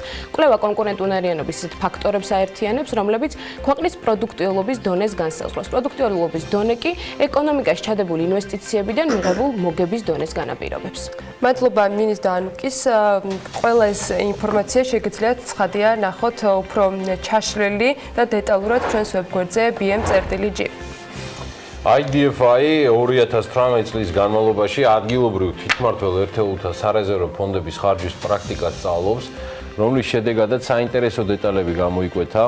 რამდენად საინტერესოა ეს დეტალები უკვე ლევან თაღიაშვილი და მარიამ ადამია გვეტყვიან, ისინი გვერდებიან საქმიანი დილის ეთერში აქცენტებით, რომელიც გამოიკვეთა და მათ ყურადღების ღირსად ჩათვალეს ამ კვლევასთან დაკავშირებით. დილა მშვიდობის და გისმენთ. დილა მშვიდობის გიორგი. დავიწყოთ ლევან. აღნიშნული მოქმედი კანონმდებლობა არ მოიცავს სარეზერვო ფონდების განკარგვასთან დაკავშირებულ რეგულაციებს. აღნიშნული კი ქმნის ფინანსების არამიზნობრივი გამოყენებისა და საბიუჯეტო სახსრების დაუსაბუთებელი ხარჯვის რისკებს. შედეგი კი სახეზეა. 2018 წლის 60 მუნიციპალიტეტის სარეზერვო ფონდიდან სულ 8.959.000 ლარი დაიხარჯა. საიდანაც ყველაზე მეტი თანხა ცხადია თბილისის მუნიციპალიტეტის მერიამ დაახარჯა 2.757.000 ლარი. ამ მხრივ მეორე ადგილს ბათუმის მუნიციპალიტეტის მერია ეკავებს 1.395.000 ლარით. ასევე ლევან 900,000 ლარს აჭარბებს, ანუ 554,038 ლარს უტოლდება ქუთაისის მერიის სარეზერვო ფონდებიდან გაწეული ხარჯები. 2018 წელს გაწეული ხარჯების სიდიდით, ანუ 477,910 ლარით ასევე გამორჩეული არის ბორჯომის მუნიციპალიტეტის მერია. სამწუხაროდ, როგორც ქუთაისის, ასევე ბორჯომის მერიამ არ გაასაჯაროვა ამ ხარჯების მიზნობრიობის შესახებ ინფორმაცია, რაც სწორედ რეგულაციების არარსებობის ბრალია. არადა თუ კი რამით იწონებს ხელისუფლება თავს, ეს ბოლო პერიოდში ამოქმედებული რეგულაციებია, რომლითაც მათი თქმით ისინი იცავენ მოქალაქეებს არასასურველი ფინანსური ზარალისგან. თუმცა რატომღაც მათთვის სარეზერვო თანხების მიზნობრიობა არ აღიქმება მსგავს საფრთხედ, ადგილობრივი თვითმმართველობების 2018 და 2019 წლების დამტკიცებული ბიუჯეტების შესწავლით ირკვევა, რომ სარეზერვო ფონდების დაგეგმა მნიშვნელოვან პრობლემას წარმოადგენს. უნდა აღინიშნოს აუცილებლად ისიც, რომ მუნიციპალიტეტები, რომლებიც გამოირჩევიან სარეზერვო ფონდების მაღალი დანახარჯებით ხშირ შემთხვევაში თავდაპირველად გათვალისწინებულ სარეზერვო ფონდების მოცულობის გაზრდას ითხოვდნენ. ნამდვილად ასია, მაგალითისთვის თბილისის მერის მუნიციპალიტეტის ბიუჯეტში სარეზერვო ფონდის ხარჯები თავდაპირველად განსაზღვრულ გეგმიურ მაჩვენებელს 227,000 ლარით აღემატება. ბათუმის მუნიციპალიტეტის შემთხვევაში კი ეს თანხა სამაგია თითქმის 645,000 ლარი. კიდევ უფრო გაურკვეველია მაგალითად ბორჯომის და ბოლნისის მუნიციპალიტეტების მერის მიერ სარეზერვო ფონდის ოდენობის განსაზღვრის პოლიტიკა. კერძოდ 2018 წლის ბიუჯეტის პროექტით ბორჯომის მერის სარეზერვო ფონდი განისაზღვრა 280,000 ლარით. ბიუჯეტის ეს გეგმიური მაჩვენებელი მოგვიანებით დაზუსტდა 85,700 ლარამდე, ხოლო ფაქტობრივი ხარჯები გაიზარდა 477,000 ლარამდე. გეგმიურ მაჩვენებლებზე გადაჭარბების შემდეგ არ უნდა გამოგრჩეს მისი ვერათვისების კომპონენტიც, რომელიც IDFI-ის კვლევის მიხედვით ასევე პრობლემურია. მაგალითად, მოწოდებული საჯარო ინფორმაციის თანახმად 2018 წლის განმავლობაში სარეზერვო ფონდებიდან თანხა საერთოდ არ დაუხარჯავთ გორის, კასპის, ყაზბეგის, წალკისა და სიღნაღის მუნიციპალიტეტების მერიებს. ამ 5 მუნიციპალიტეტის სარეზერვო ფონდების საერთო გეგმიური ოდენობა 2018 წლის ბიუჯეტების მიხედვით 280,000 ლარს შეადგენს. აღსანიშნავია ის ფაქტი, რომ სარეზერვო ფონდების ვერათვისება ხშირად არ აისახება მომავალი წლის ბიუჯეტის დაგეგმვისას. მაგალითად, გორის მუნიციპალიტეტის მერია მიუხედავად იმისა, რომ 2018 წელს სარეზერვო ფონდიდან ხარჯი საერთოდ არ გაწია, 2019 წელს სარეზერვო ფონდი მაინც 200,000 ლარით დაგეგმა, რაც წინა წლის ბიუჯეტის პროექტით გათვალისწინებულ მაჩვენებელს 2-ჯერ, ხოლო დაზუსტებულ გეგმიურ მაჩვენებელს 10-ჯერ აღემატება. ეს იმას ნიშნავს, რომ მუნიციპალიტეტს არ დასჭიროებია სარეზერვო ფონდის გამოყენება და იმის ნაცვლად, რომ ეს თანხები უფრო ეფექტურად ყოფილიყო გამოყენებული, კვლავ სარეზერვო ფონდებისკენ მიმართა და შესაძლოა წელსაც არ მოხდეს მისი ათვისება. და ბოლოს საინტერესოა იმ მუნიციპალიტეტების სიას, რომლებმაც საერთოდ არ გასცეს სარეზერვო ფონდებიდან გაწეული ხარჯების მიზნობრიობის შესახებ ინფორმაცია. ესენია ქუთაისი, ბორჯომი, ქობულეთი, მარნეული, ლენტეხი, ცაგერი და ლანჩხუთი. არადა მათი ჯამური სარეზერვო ფონდების მოცულობა 1,077,000 ლარს აღემატება. გამო გადასახადის გადამხდელებმა ვერ გავიგეთ თუ საწავიდა ეს თანხა და რა მიზნით დაიხარჯა ჩვენს მიერ გადახდელი თანხები, ასე რომ უკეთესი იქნება ხელისუფლების თითოეულმა შტომ სწორედ ასეთი ტიპის სრულებებზე იზნოს და კერძო სექტორის შემდეგ სახელმწიფო ბიუროკრატიამაც გამოსცადოს საკუთარ თავზე რეგულაციების ეფექტი. მადლობა ლევან, მარიამ, წარმატებული დღე თქვენ, ჩვენს მაყურებელს. ამასობაში Forbes Women უკვე ჩაესწრო გაყიდვაში და ტრადიციულად წარმატებულ ქალებს მათ ისტორიების გეგმებს გამოწვევს და პერსპექტივებს ეთმობა დიზაინის პოეზია, ფსიქოლოგია, როგორც ყავარჯენი, ჩვეულებრივი იდუმალება და მართვის ხელოვნება. ეს არასრული ჩამონათვალია სტატიებისა და ექსკლუზიური ინტერვიუებისა, რომელსაც სექტემბრის გამოცემაში იხილავთ, ესეთია. მათ სვლად და დეტალურად იხილავთ, მართლა არაჩვეულებრივი ისტორიებით. სხვათა შორის შედარებით საინტერესო ოღონდ სატელევიზიო ვერსია, როგორი იქნება Forbes-ის შემოდგომის ეს პირველი გამოცემა, ამას უკვე მარიამ ადამიანს გვეტყვის. 1996 წელს, როდესაც მოტიფი ქართულ ბაზარზე გამოჩნდა, იმ დროს ქვეყანაში ძალიან ცოტას თუ ეცალა დიზაინისთვის. თავად ბიზნეს იდეა კი ამბიციური და მეტიც იდეალისტური იყო, თუმცა დრო მაჩვენა, რომ თათაიშვილების ოჯახს ამბიციამ არ უმტუნა. როდის დაიბადა იდეა და როგორი არის მისი გზა წარმატებისკენ, Forbes Women გვიყვება, რომლის კიდევ ერთი მთავარი გმირი ეკამაზმიშვილი არის, მოკლედ წარმატებული ქალების ისტორიები და შემოდგომის მორიგი გამოცემა უკვე გაყიდვაშია. მე კი მარიამ ადამიანა ვარ და წარმოგიდგენთ Forbes Women-ის სექტემბრის ნომერს.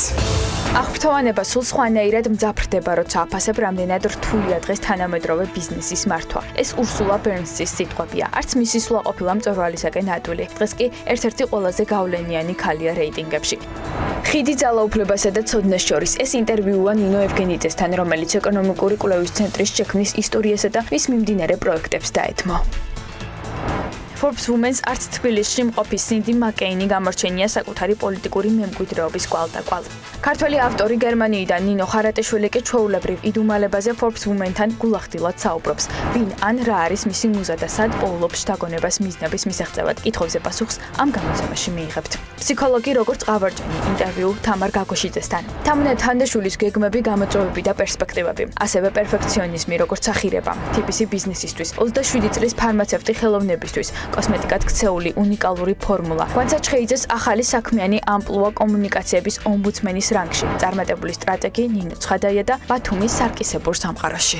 ასეთია Forbes Women-ის ახალი ნომერი, რომელიც ტრადიციულად წარმატებულ ქალებს, მათ ისტორიებს, გეგმებს, გამოწვევებსა და პერსპექტივებს დაეთმო. გამოცემა უკვე გაყიდვაშია, მე კი ტრადიციულად შეგახსენებთ. იკითხეთ Forbes-ი თქვენი კანდიდატების გამოცდილი გზამკვლევი.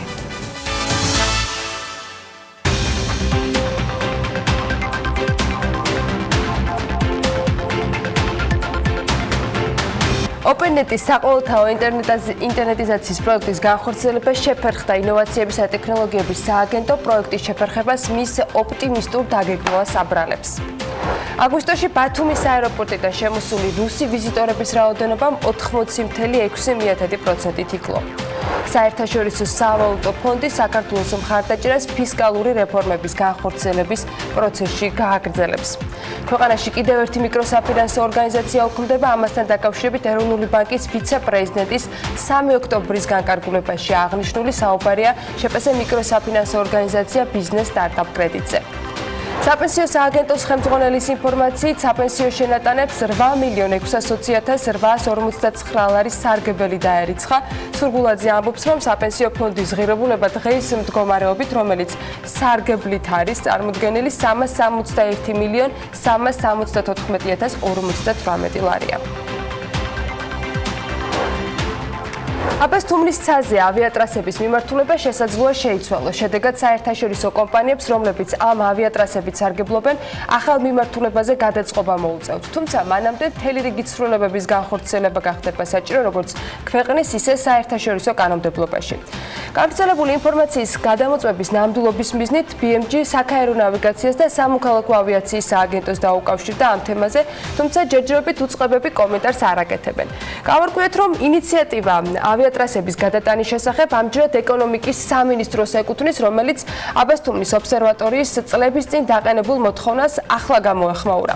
ობსერვატორიის მთავარი მკვლევარი შოთა ინასარიძე BMG-სთან ინტერვიუში აღნიშნავს, რომ ობსერვატორიის თავზე 3 ავიატრასა გადის, რაც მათ დაკვირვების პროცესს ხელს უშლის. საუბარია, რომ ავიატრასების გადაწევა მოხდეს ისე, რომ თვითმფრინავებმა ობსერვატორიის თავზე აღარ გაიარონ. მისივე თქმით, ტრასების გადატანის აუცილებლობაზე ობსერვატორია წლებია საუბრობს, თუმცა აქამდე ყურადღება არ მიუქცევიათ. ახლა კი შემოთავაზება თავად ეკონომიკის სამინისტროსგან მიიღეს.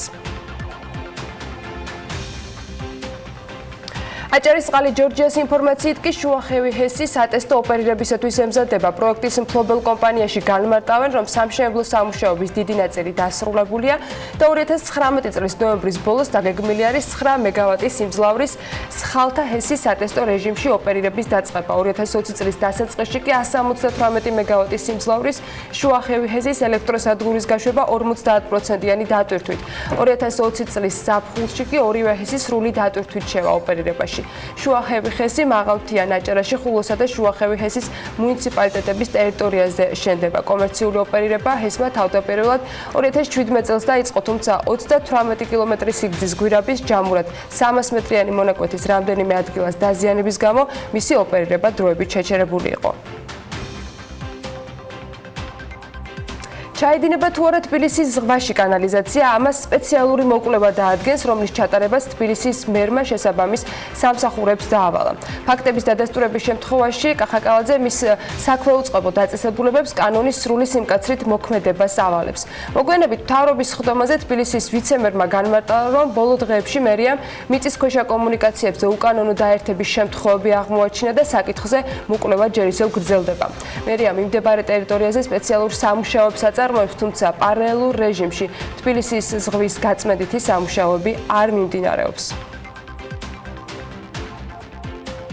ჩვენ სამწუხაროდ გვაქვს ფაქტები თბილისის ზღვის მიმდებარე ტერიტორიაზე კომუნიკაცია, მიწისქვეშა კომუნიკაციების უკანონო დაერთებებთან მიმართებით, რაც თვალში ხილული არ არის და საკმაოდ რთულია დასადგენა, სწორედ აქედან გამომდინარე გარკვეული პერიოდის განმავლობაში ვერ მოხდა ასეთი ფაქტების გამოვლენა, თუმცა როგორც მოგეხსენებათ, ჩვენ უკვე დაწყებული გვაქვს ფიზიკური სამუშაოები და თითოეული საკომუნიკაციო ნაგებობა პრაქტიკულად გაშიშვლდება და შევხედავთ სად რა არის დაერთებული და დღეს უკვე მოხდა ერთი კონკრეტული გამოვლინება, სადაც ადგილი ქონდა უკანონო დაერთებას. ყველა იმ შემთხვევაში, როცა ნახავთ რაიმე სახის დარღვევას, აუცილებლად კაცრად დაიჯდება ყველა ის კომპანია. დაბინძურების შესახებ ინფორმაცია რადგან იყო, აქედან გამომდინარე დავიწყეთ მოკვლევა და კიდე მინდა ხაზი გაუსვა, რაც მთავარია თბილისის წყალდი, რომელიც დღეს არის ქალაქში, მას არანაირი პრობლემა არ გააჩნია და ჯიბის მიერ ხდება, კიდე მინდა აღვნიშნო და ხაზი გაუსვა, ჯიბის მიერ ხდება ხშირად და სისტემატურად სინჯების აღება. თბილისის მთავრობის ხდომაზე დედაქალაქის მერს ტაქსების რეფორმა არ გამორჩენია. მიუხედავად კრიტიკისა, კახაკალაძე რეფორმას წარმატებულად აფასებს. მან რეფორმის მესამე ტალღაც დაანონსა, თუმცა დეტალების დაკონკრეტებისაგან გუშინ თავი შეიკავა. რეფორმას აუცილებლად ექნება მესამე ეტაპი, რომელიც მორგებული იქნება უკეთეს ხარისხზე, ტაქსების ბაზარზე, სტაბილურ ეკონომიკურ პირობებზე, ამბობს თბილისის მერი. ძალიან ბევრი სკეპტიკურად უყურებდა, ბევრს საერთოდ არ ჯეროდა ამ რეფორმის და ამ სკეპტიციზმს ნერგავდნენ თვითონ ტაქსის მფლობელებში და ზოგადად საზოგადოებაში. კარგია რომ ეს ნამდვილად არ გამოუვიდათ ამ ადამიანებს და ჩვენ ყველაფერი გავაკეთეთ ამისთვის. გონდა ძალიან აქტიური კომუნიკაცია თვითონ ლიცენზიის მფლობელებთან, ტაქსის მძღოლებთან. დაახლოებით 7700 ლიცენზიანტი გვყავს A კატეგორიაში, 8800 არის B კატეგორიაში წარმოდგენილი. მთავრობის ხდომამდე კალაძემ გუშინ განახლებული ავტობუსების პარკის 60 ახალი წარმომადგენელი წარადგინა. თბილისში ისუზუს მარკის 8 მეტრიანი დიზელის ძრავზე მომუშავე Euro 6 ემისიის სტანდარტის ავტობუსები შემოვიდა.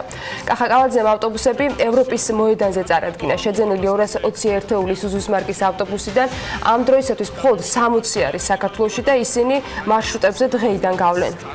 რომელიც ხვალიდან უკვე პირველი ყველაზე მთავარი და მნიშვნელოვანი ეს არის საზოგადოებრივი ტრანსპორტის მოწესრიგება, ავტობუსების პარკის ჩანაცვლება. თქვენ იცით ყვითელი ავტობუსები, რომელიც დღეს თბილისს ემსახურება, არის უმძიმეს მდგომარეობაში. მათ ყველანაირი რესურსი ამოწურული აქვს. ჰაერის დაბინძურების თვალსაზრისით წარმოადგენს პირველი სერიოზულ პრობლემას და მეორე სერიოზული დისკომფორტია იმ ავტობუსებით გადაადგილება. შესაბამისად, ჩვენი ამოცანა პირველი არის რაც შეიძლება სწრაფად, რაც შეიძლება მალე ჩავანაცვლოთ არსებული ყვითელი ავტობუსების პარკი აი ასეთი ახალი თანამედროვე ევროპული ტიპის ავტობუსების. ოპენეტის საყოველთაო ინტერნეტიზაციის პროექტის განხორციელება შეფერხდა ინოვაციების და ტექნოლოგიების სააგენტო პროექტის შეფერხებას მის ოპტიმისტურ დაგეგმვას აბრალებს. ფინანსთა სამინისტროს მიერ პარლამენტში წარდგენილი ცვლილებების პროექტის განმარტებით ბარეთში კი ნახავთ, რომ ინტერნეტ ვაუჩერიზაცია, რომელიც პირდაპირ იყო მიბმული ოპენეტის პროექტზე, შეფერხებულია და გათვალისწინებული ტერიტორიების დაფარვა მაღალსიჩქარიანი ინტერნეტით ვერ განხორციელდა. შესაბამისად, ფინანსთა სამინისტრომ მსოფლიო ბანკს მიმართა ეროვნული ინოვაციების ეკოსისტემის პროექტის ცვლილებასთან დაკავშირებით. მსოფლიო ბანკის დაფინანსება 40 მილიონი დოლარიდან 23 მილიონ დოლარამდეა შემცირებული. შრომის პირობების ინსპექტირების დეპარტამენტმა კი ჩინეთის რკინიგზის 23 ბიუროს ობიექტზე სამუშაო პროცესი შეუჩერა და კომპანია 50,000 ლარი დააჯარიმა.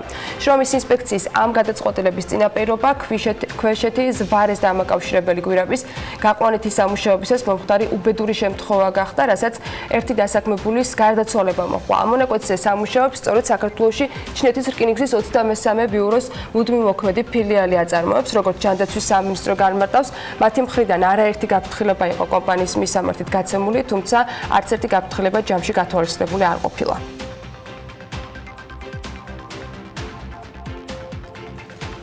რა გეგმები აქვს იტალიელ შეფმზარეულს ენცონერი საქართველოში რამდენ ხანს აპირებს ის დარჩენას და რატომ გადაწყვიტა მზარეულობის პარალელურად თავი დიზაინის მიმართულებითაც გამოეცადა. ამ სიახლეების გასარკვევად მარიამ ადამია შეფს სტუმრობდა და ყველა კითხვაზე პასუხი შეგვიძლია მის სიუჟეტში ვნახოთ.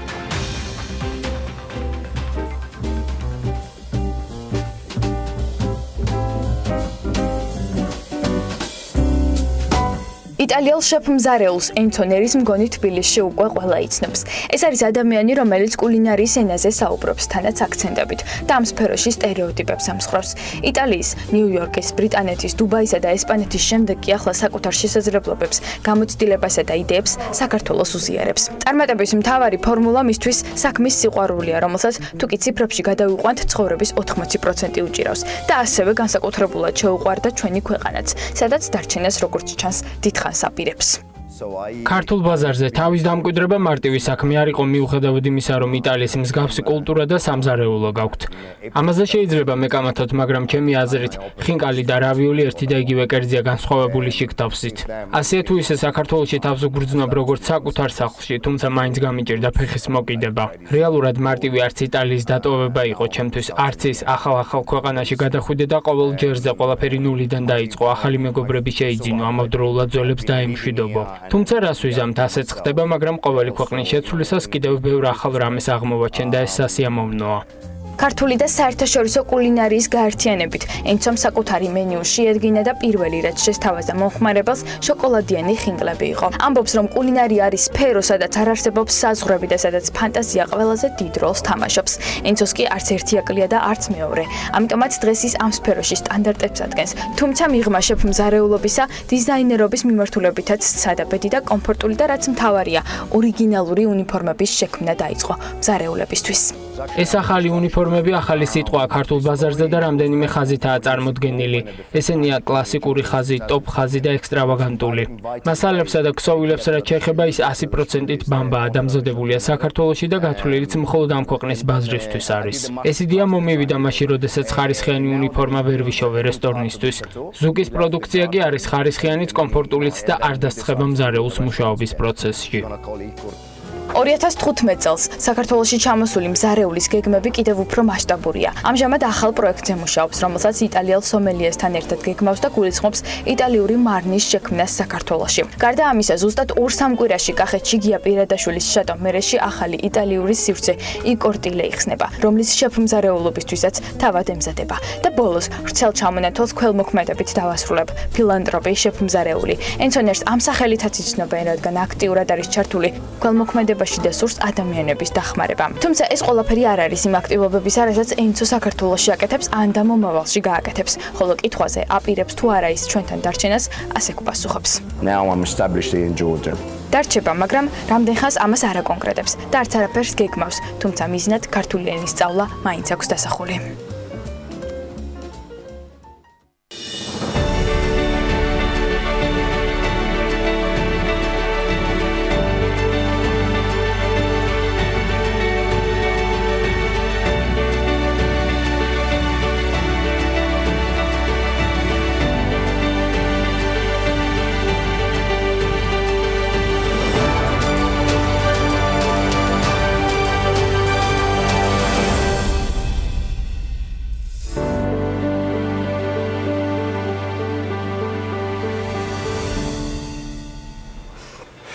ასეთი შესავლით გადავიწყეთ დღევანდელი საქმიანები დაწყება მანანა მანჯგალაძესთან ერთად.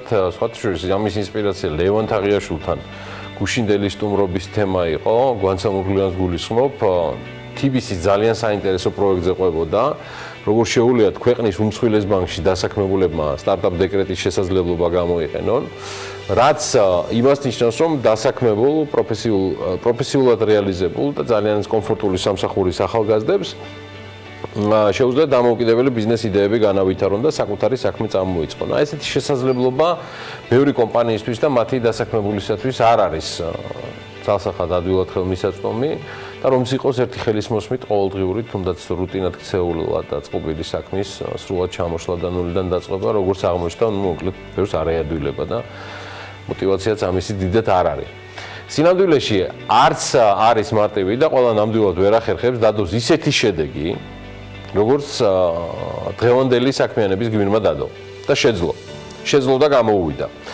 წარმატებული სადაზღვევო კომპანიის 10 წლიანი ხელმძღვანელობიდან გიორგი კვირიკაძემ საკუთარი საქმე წამოიწყო და მე როგორც ვიცი არაერთი გიორგის იმაზე უხსოვარი დროიდან ვიცნობ, ვიდრე ვინმეს წარმოუდგენია, ვიდრე სადაზღვევო ბიზნესში აღმოჩნდებოდა, მაგრამ დღეს მისი მიმდინარე საქმეები და ეს მრავალმხრივი საქმიანობა უკეთ შეიცნო, გაიგო და ეხა სულ მალე გადმოგცემს თავად ამ რუბრიკის ავტორი მანანა მანჯგალაძე. დილომშვიდობის. მრავალპროფილური ადამიანია. იცოდით იბისი ბანკში რომ მუშაობდა? და ეს არ ვიცოდი. ეს ახლა გავიგე. სხვა შეს გადაღების დროსაც ესე იყო. ორი ბიზნესი ვიცოდი მისი, მაგრამ მე რო თქვა რა ესე ჩემია, აი ესეც გავაკეთე, ესეც გავაკეთე, ყველაფერზე ვიძახდი. ეს და GPI დაიწყო მაინც? ხო, GPI დაიწყო, კი, რა თქმა უნდა. GPI იყო დაწყება ამ თემის, თუმცა შემდეგ უკვე ჩიკორი, შემდეგ უკვე 8000 მოსავალი, ორცხობილების ბიზნესი და ასე შემდეგ და ღვინის ბიზნესი კიდე, რომელიც მან წამოიწყო ცოტა ხნის წინ. ბევრი ესეთი პატარ-პატარა ბიზნესი, რომელიც თავის სფეროში ყველა წარმატებით მიდის. აჰა. და გამორჩეულად მაინც ჩვენ მე მაგალითად მის ისტორიაში რომ ჩემთვის მაგალითად ეს ადამიანი მე დავიწყე ესე მე ვნახე პროდუქტი გამზადებული რომლის მომხმარებელიც გავხდი აგერ უკვე მეორე თუ მესამე შენ დაიწყე ჩიკორიდან მიხვედი გიორგიმდე ჩიკორიდან და იქ დაგვხდა მრავალხრივი გიორგი ზუსტად ესე ხო კი ეხლა მითხარი გიორგიზე გიორგისთვის ჩიკორი რა არის ისეთი აი როგორც ჩვენთვის არის ჩემთვის აი რო წამოვედი ერთი ფრაზა რაზეც ვიყავი აი ესე ძალიან ორიენტირებული იყო ის რომ ხარისხთან კომპრომისი არ უნდა წახვიდე, არ უნდა დათმო არასდროს. აი ეს გამემეორა რამდენჯერმე სხვათა შორის და პრინციპში როგორც აღმოჩნდა. ხო, არ უნდა გამკვირვებოდა, მაგრამ მაინც მიყვარს ამ ქვეყანაში, იმიტომ რომ საქართველოში ხო ესე ვიწყებთ რაღაცის დიდი ბუმით, კარგი რაღაც და მე უკვე ხარისხიც ფუჭდება, უკვე სიმრავლეში გადადის და ხარისხი სადღაც იკარგება. ეს ადამიანი ამაზე ძალიან არის ორიენტირებული და თანასწორია ყველა მიმართულებით, სადაც კი მიდის. ხო, ჩემი შემდეგი კითხვა, ჩიკორის გარდა მოედო, ესეც ჩემია, ესეც ჩემია. როგორ არ მოედო მაგალითად ნუ მისი ბიზნესი ასევე ლიბე რომელსაც ალბათ იცნობენ განსაკუთრებით პატარა ბავშვების მშობლები იმიტომ რომ მან ერთჩვენიერ დღეს წაიკითხა რამდენიმე ორცხობილა როცა დაინტერესდა ამით წაიკითხა რომ ყველგან ანოტაციაში ეწერა რომ ეს არის პალმიზეთი ეს არის ის რომელიც ბავშვისათვის არ არის ჯანსაღი კვება და თქვა რატომ არ შეიძლება რომ საქართველოში გაკეთდეს ჯანსაღი ორცხობილა და გაიყიდოს და იყოს ხელმისაწვდომი თან ყველასთვის გამოვიდა გააკეთა სხვა შეს მე ჩავატარე რაღაც ეს გამოკვლევა ჩემს ირგვლივ პატარა ბავშვი ვისაც ყავს ჯერ ხო ინფორმაცია მივაწოდე მაგრამ თან აღმოჩნდა რომ ბევრს უკვე კი აი ანუ უკვე იყვნენ მომხმარებლები კი და ნუ დამკვიდრდა ამ ხრივაც ხო მაგალითად ის რომ ჩვენ ღვინოსზე როცა ვსაუბრობთ აქცენტს ვაკეთებთ კახეთზე ხო ყველაფერი იქ არის თავმოყრილი მან გადაწყვიტა რომ აი დასავლეთში იმერული ღვინოები წამოწიოს წინ და აი ის რაც თქვათ იყო ციცქა ის რაც იყო თქვათ კრახუნა და რაღაც აი ესენი უფრო რომელიც უფრო გლეხებთან იყო ოჯახში და არა ინდუსტრიული ისინი შემოიტანოს უკვე ბაზარზე და 2000 უბრალოდ 2 ჰექტარი უკვე გააშენა ვენახი 20 ჰექტარზე აპირებს ღვინის ჩამოსხმაც დაიწყო მაგრამ იმერულს აწვევა მაგრამ იმერულს კი ეხაც განსხვავებულია კი განსხვავებულია აი ეძებს რაღაცა სხვა ნიშას ყოველთვის და ფიქრობს აი საინტერესოა ეს იქნება გამოვა და გამოსთვის გეგმებზე დაალაგა თუ არა რაიმე რაც აი გეგმა ეს არის სულ ესე იქნება ანუ მინდა ასევე ვთქვა რომ მისი ძალიან ესეთი მნიშვნელოვანი კუთხე თქვათ ჩიკორის მიმართულებით არის ის რომ საერთაშორისო ბაზარზე გავიდეს ხო ძალიან ბევრი ქვეყანაა ჩვენს ირგვლივად სამეზობლოდაც რომელსაც ტრადიცია აქვს ჩირის წარმოების ხო და რთულია კონკურენციაში შეხვიდე თუმცა მან აი ეს 4 წლის არსებობის განმავლობაში ეს თქვათ წინაღობაც გადალახა გერმანია, ჩეხეთი, ლიეტუვა, სხვა შორის რუსეთიც, აი ამ ბაზარზე ის უკვე შევიდა. კი. თავისი შრალი. აი ეს არის მიზეზი, რის გამოც სხვა შორის გამოდის მანანას საქმიანები, იმიტომ რომ არასდროს არ წასულა საქმიანების ეს რუბრიკა ხარისხთან კომპრომისზე. და ეს არასდროს არ ხდება, მაგრამ გეტყვით ამ გარდა იმისა, რომ ეს უბრალოდ გამოგდის და საკმაოდ მრავალი წელია ეხა ამ სფეროშიც ვარ და ბევრი სხვა რაღაცას გვიკეთებია BMG-ს გუნდს ფაქტი ერთია რომ ამის ინსპირაციას იძლევიან მხოლოდ და მხოლოდ ჩვენი რესპონდენტები. ნუ ისინი უფრო მრავალფეროვნები და უფრო საინტერესონი იქნებიან. ეხლა კი ჩიკორიდან დაწყებული, აი ჩიკორის მოკითხვიდან დაწყებული თემა, რომელმაც გიორგი კვირიკაძემდე მიგვიყვანა. მანნა მანჯგალაძის კიდევ ერთი ძალიან საინტერესო ისტორია ვნახოთ. მადლობა. ბაღიდან მაგიდამდე პროდუქტი იმხელა გზას გადის იმდენ ხელს და შრომას საჭიროებს იმისთვის რომ თქვან გემრიელია. ჩვენ მოგწონს, როცა ქართული პროდუქტი ისეთია, როგორიც უნდა იყოს, სტანდარტით, გემოთი, შეფუთვით, როცა არავის და არაფერს არ ჩამოუვარდება. ასეთია ქართული ჩირი სახელად ჩიკორი, ქლიავის, ვაშლის, კარალიოკის, ნესვის და საზამთროსიც კი. გადაღებაზე იმერეთიდან ჩამოვიდა. იქ ახლა ღვინოს წურავს, ამაზეც მოგიყვებით. თქვენთვის შემოვინახე ვარდისფერი პერანგიო გვითხრა რა და გვინდოდა სამუშაო ფორმაში ყოფილიყო და არა როგორც ძველ სამსახურში, როცა GPI ჰოლდინგის სადაზღვევოს დირექტორი იყო. თითქმის 10 წლის განმავლობაში. მე კარიერა მიატოვა და სოფლის მეურნეობაში უფრო სწორად საკუთარ ბიზნესში გადმოინაცვლა. ერთი სიტყვით დაიწყო ის, რაზეც ბევრი ოცნებობს და ეძახის ჩემი საქმე. თუ შემთხვევით ვიყიდე ეს მიწის ნაკვეთი პირველივე რაც იყიდებოდა, ვიყიდოთ, მოდი ვიყიდოთ, რატომაც არა. სერიოზულ ბიზნესზე არ ვფიქრობდით, როდესაც ამ ბაღს ვაშენებდით, ეს იყო უბრალოდ რაღაც სურვილი, გაუთვისნობიერებელი, რა ვიცი, შეიძლება რაღაც ქვეცნობიერ ჩადებული, რომ რაღაც გინდა რაღაცა ესეთი რაღაცა გვინდოდა გავიკეთებინა რა. ბავშვობაში ვაშლის ჭამა სასჯელი იყო. ეს აქ გაიგო ქარელის ბაღებში რა გემრიელი ყოფილა საკუთარ ბაღში მოწეული მოსავლის გემო. 9 წელი გავიდა, რაც მიწა იყიდა და მაშინ არც კი დაფიქრებულა ისე გააშენა 16 ჰექტარ მიწის ფართობზე ვაშლის ქლიავის ბაღი. ბაღში პანტაც დგას ვაშლის წინაპარი და ახალი გრანისმიტისა და იაპონური ფუჯის ჯიშის ვაშლის ხეები. 90-იანებში როცა ყველაფერი ჩაიკეტა, ეს ინდუსტრიაც გაჩერდა, ჩამორჩა. დღეს სულ სხვა და ახალ ჯიშებზეა მოთხოვნა. გვაქვს დაახლოებით 7-8 სხვადასხვა სახეობის ვაშლი ამ ბაღში, ერთი 5-6 დასახელების სხვა ბალი, ქლიავი რამოდენიმე სახის და შემდეგ. როგორც შემთხვევითაც იყიდეს მიწა, ისე შემთხვევით დაიწყეს ჩირის წარმოებაც. მეგობრებთან ერთად დაიწყო საწარმოს აწყობა. საკუთარ ინვესტიციებს პროგრამა EAP-ის ესხი და შემდეგ USAID-ის პროგრამა წამოეწია. საწარმო, საშრობი, მაცივარი, ყველაფერი სამწვერი შეერდროს ციციშვილების მამულსა და შემდეგ აგარის ქარხნისთვის ჭარხლის და ხახვის ნათესები იყო.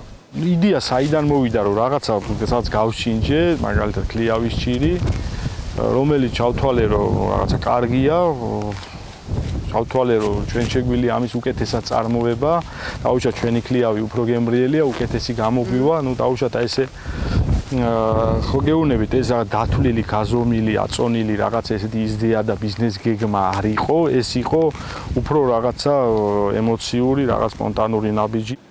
ქლიავის ჩირი საბაზისოა. მერე ვაშლია. ვაშლი ჩირისთვის თურმე წითელი გამოიყენება და არა მწვანე. ყველაფერს თავისი რეჟიმი აქვს, თავის ტემპერატურა.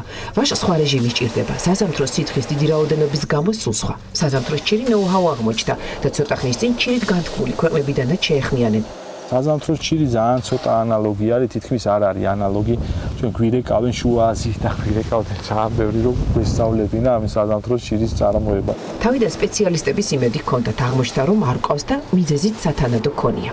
ინდუსტრიულად კომუნისტების დროს ეს არ იწარმოებოდა და დიდი განმარტება მომწეს გამოსცილმა ხალხმა, რომ ამ ჩირში ასე ვთქვათ, ჩვენი საქმოსნები ფულს ვერ შეუვლობდნენ, ასე ვთქვათ, ხო, აი ვერ იპარავდნენ და გაცილებით ხელსაყრელი იყო წვენის წარმოება, ან მურაბის და კონსერვის წარმოება, სადაც ბევრი შესაძლებლობა იყო, რაღაცნაირად აი ესეთი შავნელი გზებით, რითიც ასევე ცნობილი იყო ჩვენი რესპუბლიკა.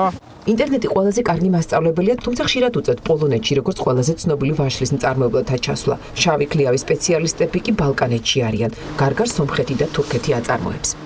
ნედლეულის მომწოდებლებიც გადანაწილდა. საზამთრო იმერეთიდან მოაქვთ, ხურმა აჭარიდან, ქლიავი ქართლისა. გასართობად ნაყიდი მიწა ბიზნესად იქცა, მაგრამ როგორც ერთ ადგილას არ უყვარს ყოფნა, არც ერთი და იგივე საქმის კეთება უყვარს. თბილისში ღვინის მაღაზია, საჭაშნიკეთა ქსელის იტალიური მოდელი გადმოიღო მეგობრებთან ერთად და გახსნა 8000 მოსავალი. ცოტა ხნის წინ იმერეთში მივიწყებული იმერული ჯიშების მოყვანა და ღვინის წარმოება დაიწყო. ჯერ რამდენიმე ჰექტარზე გააშენა ვენახი, საბოლოოდ 20 ჰექტარს აითვისებს. კრახუნა არის ესეთი ჯიში, რომელიც ვფიქრობ, რომ ნაკლებად ცნობილი იყო. კომუნისტების დროს თითქმის მარტო ამ კერძო ეზოებში ქონდათ ხოლმე მოსახლეებს და ოცხანური საფერე. ხო ეს ეხა იმერულია, წარმოშობით ამბობენ, რომ გურიიდან არის, გურიაში აღარ გვხვდება ეს ჯიში, იმერეთში შემორჩენილი ალა. ერთ-ერთი საბავშვო ორცხობილას ეტიკეტის კითხვისას აღმოაჩინა, რომ საქართველოში ძირითადად ტრანსცხიმით დამზადებული პროდუქტი შემოდის. ისევ мотиваცია გაჩნდა და ასე დაიბადა ბაზარზე ჯამრთელი ქართული ორცხობილა ლიბე.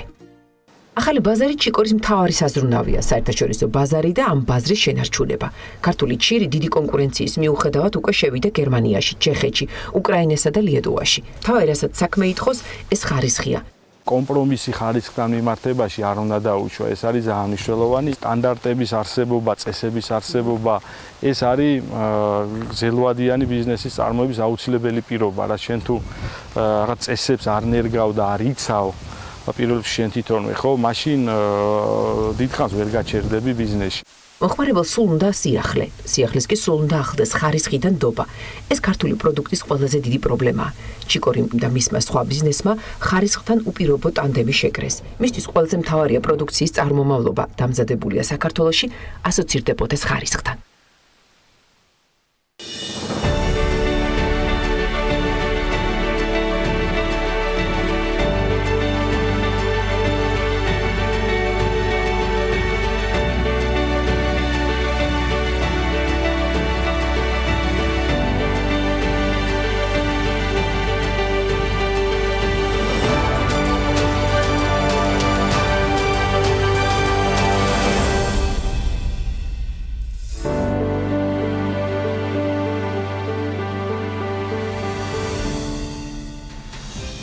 ძალიან სესიამოვნოა მწვანე ბაღების ყურება, მაგრამ ფაქტია, რომ ზამთრის ტურისტული სეზონი გვახლოვდება და ვინც ბინის თუ სასტუმრო შერჩევაზე ფიქრობ, შესაძლოა პრობლემა კიდევ უფრო მარტივად და გრძელვადიანად გადაჭრათ. საქართველოს ბანკის და დეველოპერული კომპანია რედკოს ერთობლივ შეთავაზებაზე უნდა მოგიყვეთ და ეს ამბავი არა მხოლოდ მათთვის, ვისაც გუდაურში ბინის შეძენა სურს. ფაქტია, კურორტი წლებთან, როგორც ადგილობრივი, ისე საერთაშორისო მასშტაბით სულ უფრო პოპულარული ხდება. ეს კი იმას ნიშნავს, რომ დღეს ნაყიდი ბინის ფასი საომალოდ კიდევ უფრო გაიზრდება, რაც ინვესტიციის გაკეთებისას ძალიან მნიშვნელოვანი არგუმენტი და კომპონენტია. როგორ გავხდეთ დასრულებული გარემონტებული ბინის მფლობელი ახალ გუდაურში, თან ისე რომ ფასი გადავიხადოთ მხოლოდ თეთრი კარკასისა, ამაში გავერკვევით ახლა ჩვენ სტუმართან ერთად გაზი აფსანძე რედკოს მარკეტინგის დირექტორი შემოგვიერთდა საქმიანი ეთერში. მოგესალმებით. მიხარია რომ ვართ ერთად. ფაქტი ერთია, რაც აუცილებლად უნდა იცოდეთ ჩვენმა საქმიანმა მაყურებელმა, რომ ესეთი ბრენდების და დეველოპერების, საინვესტიციო კომპანიების ყოფნა რომ არა ესეთ ადგილებზე და ლოკაციაში ისინი ვერ აქცევდნენ ამას მხოლოდ რაღაცა ერთჯერადად ჩვენ საკუთრებას. ფაქტია, რომ რედკოს და სხვების ჩართულობით გუდაური საკმაოდ სერიოზულად საინტერესო ადგილი ხდება საინვესტიციოდ. საინვესტიციოს კიდე ყოველთვის სჭირდება დეველოპერებისგან, მფლობელებისგან და მენეჯმენტისგან გამაგრება საინტერესო შეთავაზებებით და ერთ-ერთი მათგანით, უბრალოდ მორიგი მათგანით მოვიდა დღეს რედკო უკვე ჩვენთან საქმიანი დილის სტუდიაში. ძალიან დიდი მადლობა მოწვევისთვის, ძალიან მიყვარს თქვენთან სტუმრობა. დადებითი აურატრიალებს ხოლმე. რაც შეეხება ჩვენს პროექტებს, კი, გვიახლოვდება სეზონი, ცხელდება გუდაურის სეზონი, მოგდის თეთრი ჩემ გარშემო დაიწყო უკვე მოკითხვა, სად შეიძლება ამ ზამთარს საჩევეს გაკეთება. და კიდევ უფრო პოპულარული ხდება, რა თქმა უნდა, destination-ი, უცხოური ბაზრებისთვის და ახალი ბაზრების მოზიდვით ვართ დაკავებული ასევე. რაც შეეხება უშუალოდ ჩვენს პროექტს, ჩვენ პარტნიორ ბანკთან ერთად წამოვიწყეთ ეს პროექტი, საქართველოს ბანკთან ერთად. და რას მოიცავს კერძოდ ეს შეთავაზება? ანუ მომხმარებელს შესაძლებლობა აქვს შეიძინოს აპარტამენტი, გარემონტებული აპარტამენტი თეთრი კარკასის ფასად. ეს აქცია იქნება ოქტომბრის ბოლომდე. ვაძლევთ მათ საშუალებას შეიძინონ საკმაოდ მომგებიან ფასადეს, გარემონტებული აპარტამენტი, რაც საკმაოდ ისეთია მომგებიანია სეზონის დაწყების. რას ნიშნავს საქართველოს ბანკთან პარტნიორობით? ანუ რა კრიტერიუმში უნდა იყოს საქართველოს ბანკი ჩართული? მე შეიძლება მოვიდე ვიყიდო, მაგრამ თუ თქვა ცესხი მჭირდება, ამ შემთხვევაში არის ბანკი თანამორწმუნე. ამ შემთხვევაში თავისთავად. ცხადია, საქართველოს ბანკს აქვს ახალი პროდუქტი, საინვესტიციო სესხი, რომელიც უფრო გამარტივებულია და საკმაოდ კარგი პირობები აქვთ. შესაბამისად, ჩვენ კვეთ ერთმანეთში უნდა დავინახეთ, თუ რა თქმა უნდა მომხმარებელს აქვს თანხა ის რომ არ ჭირდება პარტნიორად ბანკი თავისთავად შეუძლია პირდაპირ ჩვენთან მოვიდეს. მაგრამ არც ერთ შემთხვევაში არ არის ეს ბენეფიტი, ანუ გარემონტებული ბინის ფასი, გარემონტებული ბინა თეთრი კარკასის ფასად, მხოლოდ იმ შემთხვევაში თუ თქვათ ერთიანად იხდის თავის ფულს მომხმარებელი. ეს არ ეხება მხოლოდ ასეთი ტიპის პროდუქტს. არა, აბსოლუტურად ეს ვრცელდება ყველანაირ ტიპ მომხმარებელზე, რა ტიპის შემოსავალიც არ უნდა ქონდეს, იქნება ეს ბანკთან ერთად შემოსვლა ჩვენთან თუ პირდაპირ მოვა. ჩვენი გაყიდვების ოფისი არის გალერეაში, ასევე აბულაძეზე, მათ შეუძლიათ მოვიდნენ და სრულად მიიღონ ინფორმაცია.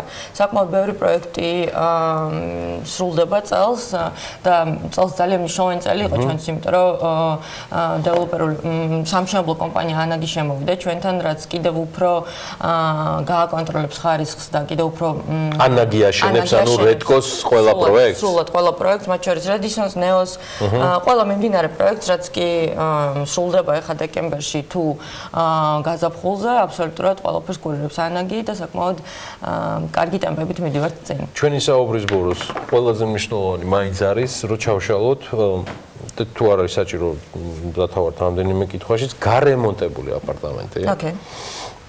ეს ღვისვის და შენ ყველაზე კარგად გესმის, მოდი ავხსნათ მაყურებელს რა არის, რომ ეს ეგრეთ წოდებული გასაღები, ხო, აი ყველაფერი, იმიტომ რომ ეს ძალიან ხშირად გამხდარა ხო, მერე პრობლემა და ამ შემთხვევაში ამ პრობლემას როგორ ხსნის შემდეგი 3 კვირის განმავლობაში, იმიტომ რომ მეოთხე კვირას თავზე ერთ თვეში აქედან ვეღარ იმუშავებს. ეს მუშაობს აქცია ოქტომბრის ბოლომდე. კი ბატონო. შესაბამისად, მაინტერესებს, რომ ამ 3 კვირის განმავლობაში გარემონტებული საქართველოს ბანკთან ერთად რა ოპცია აქვს და რას ნიშნავს ეს გარემონტებული.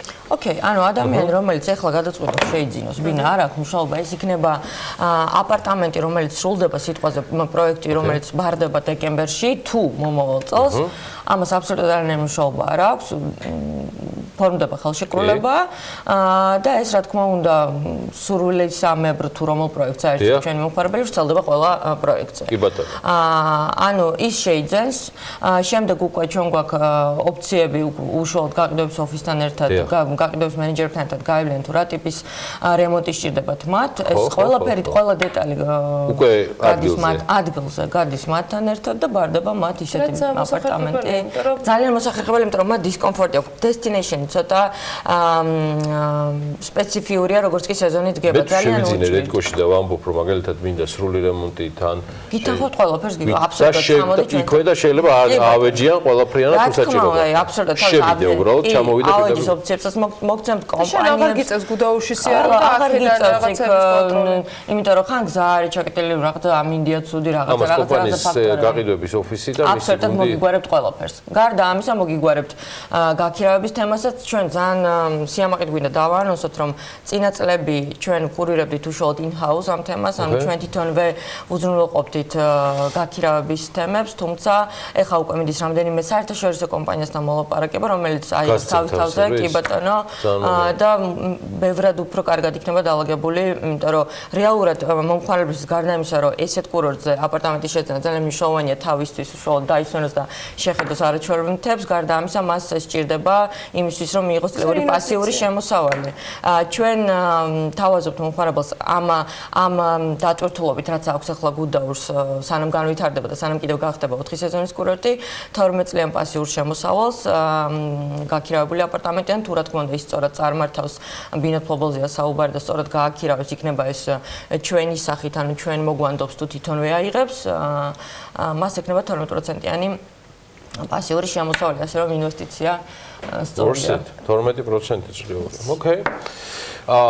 ძალიან მნიშვნელოვანია, რომ სულ მალე ნახოთ ჩვენი საუბარი კაცა აბსანძესთან, რედკოს მარკეტინგის დირექტორთან, სადაც დეტალურად იქნება ჩაშლილი უკვე რედკოს ყველა შემოთავაზება, მათი გეგმები 2019 ძალიან მნიშვნელოვანი, მათი ურთიერთობა სამშენებლო კომპანიებთან, ბევრი აუთსორსი, რომელიც გადის მათი წლევანდელი და წინარე სერვისები და რაც მთავარია შეთავაზება, რომელიც საქართველოს ბანკთან ერთად მხოლოდ ამ თვის ბოლომდე იმოქმედებს, რაც გაძლევს საშუალებას, რომ გუდაურში შეიძინოთ აპარტამენტი სრულად გარემონტებული. კარგი, კაცას გავაცილებ და სულ მარგი ბრუნდებით რეკლამის შემდეგ. დიდი მადლობა სტუმრობისთვის.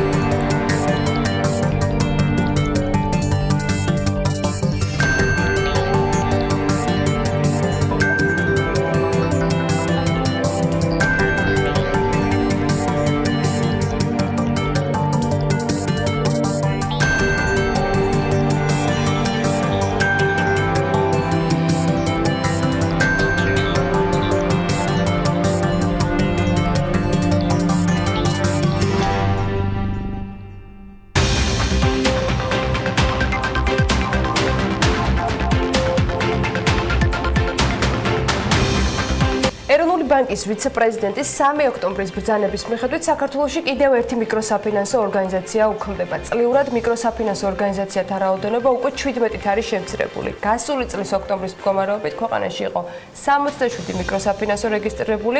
რეგულაციებმა საფინანსო ბაზარზე ძალიან საინტერესო პროცესს დაუდო სათავე. ერთის მხრივ ორგანიზაციები ბაზარზე გაჯანსაღებული პორტფელი დარჩნენ და მეორეს მხრივ მათთვისაც ახალი გამოწვევები გაჩნდა.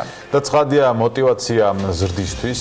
ერთ-ერთი ასეთი მაგალითია მიკროსაფინანსო ორგანიზაცია MBC, რომელმაც საერთაშორისო ფინანსური ინსტიტუტისგან $1,750,000 არაუზრუნველყოფილი სესხი მოიზიდა. თანხას კომპანია კონკრეტული პროექტებისთვის გამოიყენებს და თავის მხრივ გაზრდის MBC-ის მხრიდან შესათავაზებელი მომსახურების საშუალებებსაც უფრო მეტს და უფრო კონკრეტულად სტუმრები მოგვიყვებიან. თათია ჯაჯანაშვილი, მიკროსაფინანსო ორგანიზაცია MBC-ის საფინანსო დეპარტამენტის დირექტორი და ნინო დევდარიანი, მიკროსაფინანსო ორგანიზაცია MBC-ის ასევე რისკების მართვის დეპარტამენტის დირექტორი. დილომშვიდობის მოგესალმებით. მადლობა გადაცემაში მობრძანებისთვის. თან ასეთი კარგი ამბებით. მოდი ჯერ ამ კარგი ამბით დავიწყოთ. არა, ამ კონკრეტული ამბით არ არის ეს პატარა თანხა, რომლის მოზიდვაზეც თქვენ საუბრობთ. რა არგუმენტაციით მოახერხეთ ინვესტორების დარწმუნება, რომ ეს თანხა ყოფილიყო მოზიდვთან, არა უზრუნველყოფილ სესხზე არის საუბარი და რა მიმართებით გინდათ რომ გამოიყენოთ, იმიტომ რომ მას აქვს კონკრეტული დანიშნულება. ჯერ ამაზე მოგვიყევით. ინვესტორთან მოლაპარაკებები მიმდინარეობდა დაახლოებით 2 წლის განმავლობაში, რაც იყო საკმაოდ რთული პროცესი. თითქმის ყოველთვე ხდებოდა მათ ანგარიშგებია. ისინი ინტენსიურად ამოწმებდნენ ჩვენს ზრდის მაჩვენებლებს, მიმართულებას, როგორ ვითარდებოდა ორგანიზაცია. განსაკუთრებით კი მნიშვნელოვანი იყო, რომ ჩვენ შეგვენარჩუნებინა განვითარება და სტაბილური ზრდა გასულ 2 წელში, როდესაც უამრავი რეგულაცია შეიცვალა ბაზარზე, გართულდა ზოგადად ოპერირება საქართველოში და თქვენც ახსენეთ, რომ ძალიან ბევრი მიკროსაფინანსო უკვე დაიხურა. ამ პერიოდში იყო მათი მხრიდან ბევრი პაუზა ზოგადად საქართველოსადმი, ძალიან ბევრი კითხვა და ზოგადად თავს იკავებენ ისინი ინვესტიციებისაგან, იკავებდნენ შეგვიძლია ვთქვათ 2019 წლის დასაწყისში. თუმცა საბედნიეროდ ბაზარიც უფრო დასტაბილურდა მეორე კვარტლიდან. ჩვენც ვაჩვენეთ საკმაოდ კარგი ზრდის მაჩვენებლები. 2019 წელს ორგანიზაცია გაიზარდა დაახლოებით 15%-ით, რაც არის ძალიან დადებითი შედეგი მათთვის და თავისთავად ჩვენთვისაც. აქედან გამომდინარე მათ დაინახეს ის სტრატეგია, რომელზეც ჩვენ მუშაობთ, ეს ეფუძნება მცირე და საშუალო ბიზნესის დაფინანსებას, ახლა აქტიურად შევედით უკვე აგროსექტორის დაფინანსებაზე. ორგანიზაცია ანვითარებს თავის სერვის ცენტრების ქსელს საქართველოს რეგიონებში და ჩვენი მთავარი მიზანი არის, რომ დავაფინანსოთ ის ადამიანები, რომლებსაც არ აქვთ საკმარისი წვდომა ფინანსურ სერვისებზე, აქვთ შეიძლება ძალიან პატარა იდეა, ბიზნესი, რომელიც სურთ რომ განავითარონ და ჩვენი პროფილი არის რომ შევქმნათ ისეთი პროდუქტები, რომლებიც დაეხმარებათ ასეთ მცირე მეწარმეებს, ასე ვთქვათ. რატომ სოფლის მეურნეობა და თქვენ ახსენეთ რომ საქართველოს რეგიონებში ფილიალების რაოდენობა ზრდის. დღეს სადა ხარ წარმოდგენილი? რამდენი ფილიალი ხართ წარმოდგენილები და რატომ არჩიეთ სოფლის მეურნეობა?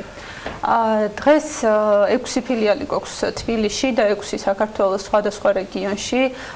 სოფლის მეურნეობა არის ერთ-ერთი მიმართულება. ჩვენ მუშაობთ როგორც სხვა ტიპის ბიზნეს ესხებზე, ასევე აგროსესხებზე, როგორც გითხარით. ვფიქრობთ, რომ საქართველოში არის ეს ერთ-ერთი პერსპექტიული მიმართულება. გამოჩნდა უკვე ისეთი პროდუქტები, რომელიც არის ახალი მეურნეობები და ძალიან წარმატებით მუშაობს საქართველოში. ამიტომ ვფიქრობთ, რომ ეს განავითარებს როგორც ქვეყნის ეკონომიკას, ასევე იმ მცირე მეწარმეებს, რა ვადაში ფიქრობთ, რომ ეს $1,750,000 იქნება ათვისებული ამ პროდუქტის ფარგლებში? და კონკრეტულად მიზნობრიობა თუ აქვს ამ ფინანსურ რესურს კონკრეტულად თუ ყველა მიმართულებით რომელსაც მუშაობთ? მიზნობრიობა არის ჩვენი სასესხო პორტფელის გაზრდა, მაგრამ იქიდან გამომდინარე, რომ ჩვენ ვართ ორიენტირებული ბიზნეს ესხების გაცემაზე და ბიზნეს პორტფელის ზრდაზე, რა თქმა უნდა, იქნება ამ მიმართულებით. თანხის ათვისება მთლიანად მოხდება 2019 წელში და ჩვენ უკვე დავიწყეთ აღნიშნული თანხის ათვისება, ახალი ფილიალი გავხსენით ახლა გორში და ეს მიმართულებაც, ასე ვთქვათ, რეგიონშიც დავაბანდებთ თანხას. მოლაპარაკებები მიმდინარეობს 4 სხვა საერთაშორისო ფინანსურ ინსტიტუტთან საუბარი არის დაახლოებით 15 მილიონი ლარის ახალი სესხების მოზიდვაზე 2019 წლის ბოლოს და 2020 წელს. მთლიანად ეს თანხაც მიმართული იქნება სწორედ ჩვენი სასესხო პორტფელის ზრდაში. ეს არის საკმაოდ რთული ამოცანა, ისე ვიმეორებ იმ რეგულაციების ფონზე, რაც ძალიან საინტერესო მოსმენი არის სწორედ ამ რეგულაციების ფონზე და იმ შესაბამისად გამომდინარე, რომელიც მე გავაკეთე, რაც 2019 წელს ამოქმედა, მათ შორის მიკროსაფინანსოებსაც, ანუ ბანკებისთვისაც იყო ცალსახად მნიშვნელოვანი ეს წელი ბევრი მიმართულებით, თუმცა მიკროსაფინანსოებისათვის კიდევ უფრო მეტად მნიშვნელოვანი და კიდევ უფრო მეტი გამოწვევის წინაშე დადგნენ მიკროსაფინანსოები, იმიტომ რომ რიგ შემთხვევებში ეს იყო გადარჩენის და გაჯანსაღების, თქვათ, ის ბეწვის ხიდი, რომელზეც ამ სექტორმა გაიარა. თქვენ შემთხვევაში და ძალიან მნიშვნელოვანი იყო თათიამ რაც აღნიშნა, რომ ბოლო 2 წლის განმავლობაში მიდიოდა მოლაპარაკება, ანუ როცა ფაქტობრივად ანონსით დაიწყო, რომ ეს რეგულაციები ამოქმედებდა და შემდეგ უკვე გაირკვა რა მიმართულებით იქნებოდა მიკროსაფინანსოებისათვის რიგი შეზღუდვები თუ თქვათ შესაძლებლობები გამოვლენილი. დღეს თქვენ რა პერსპექტივას ხედავთ, სად ხართ და 2019 წელს როგორ აფასებთ, ნინო თქვენგან მინდა რომ უკვე MBC-ის პორტფელთან დაკავშირებით მოვისმინო, რა მიმართულებაზე აკეთებთ აქცენტს. ფაქტია, რომ გეგმები ძალიან მნიშვნელოვანია. მაგაზეც მოგახსენებთ ვეცდები რომ მოკლედ ჯერჯერობით მოდით შევაფასოთ ზოგადად ბაზარზე რა მდგომარეობაა და ასე ვთქვათ რეგულაციების შედეგად რა სტატისტიკა მივიღეთ.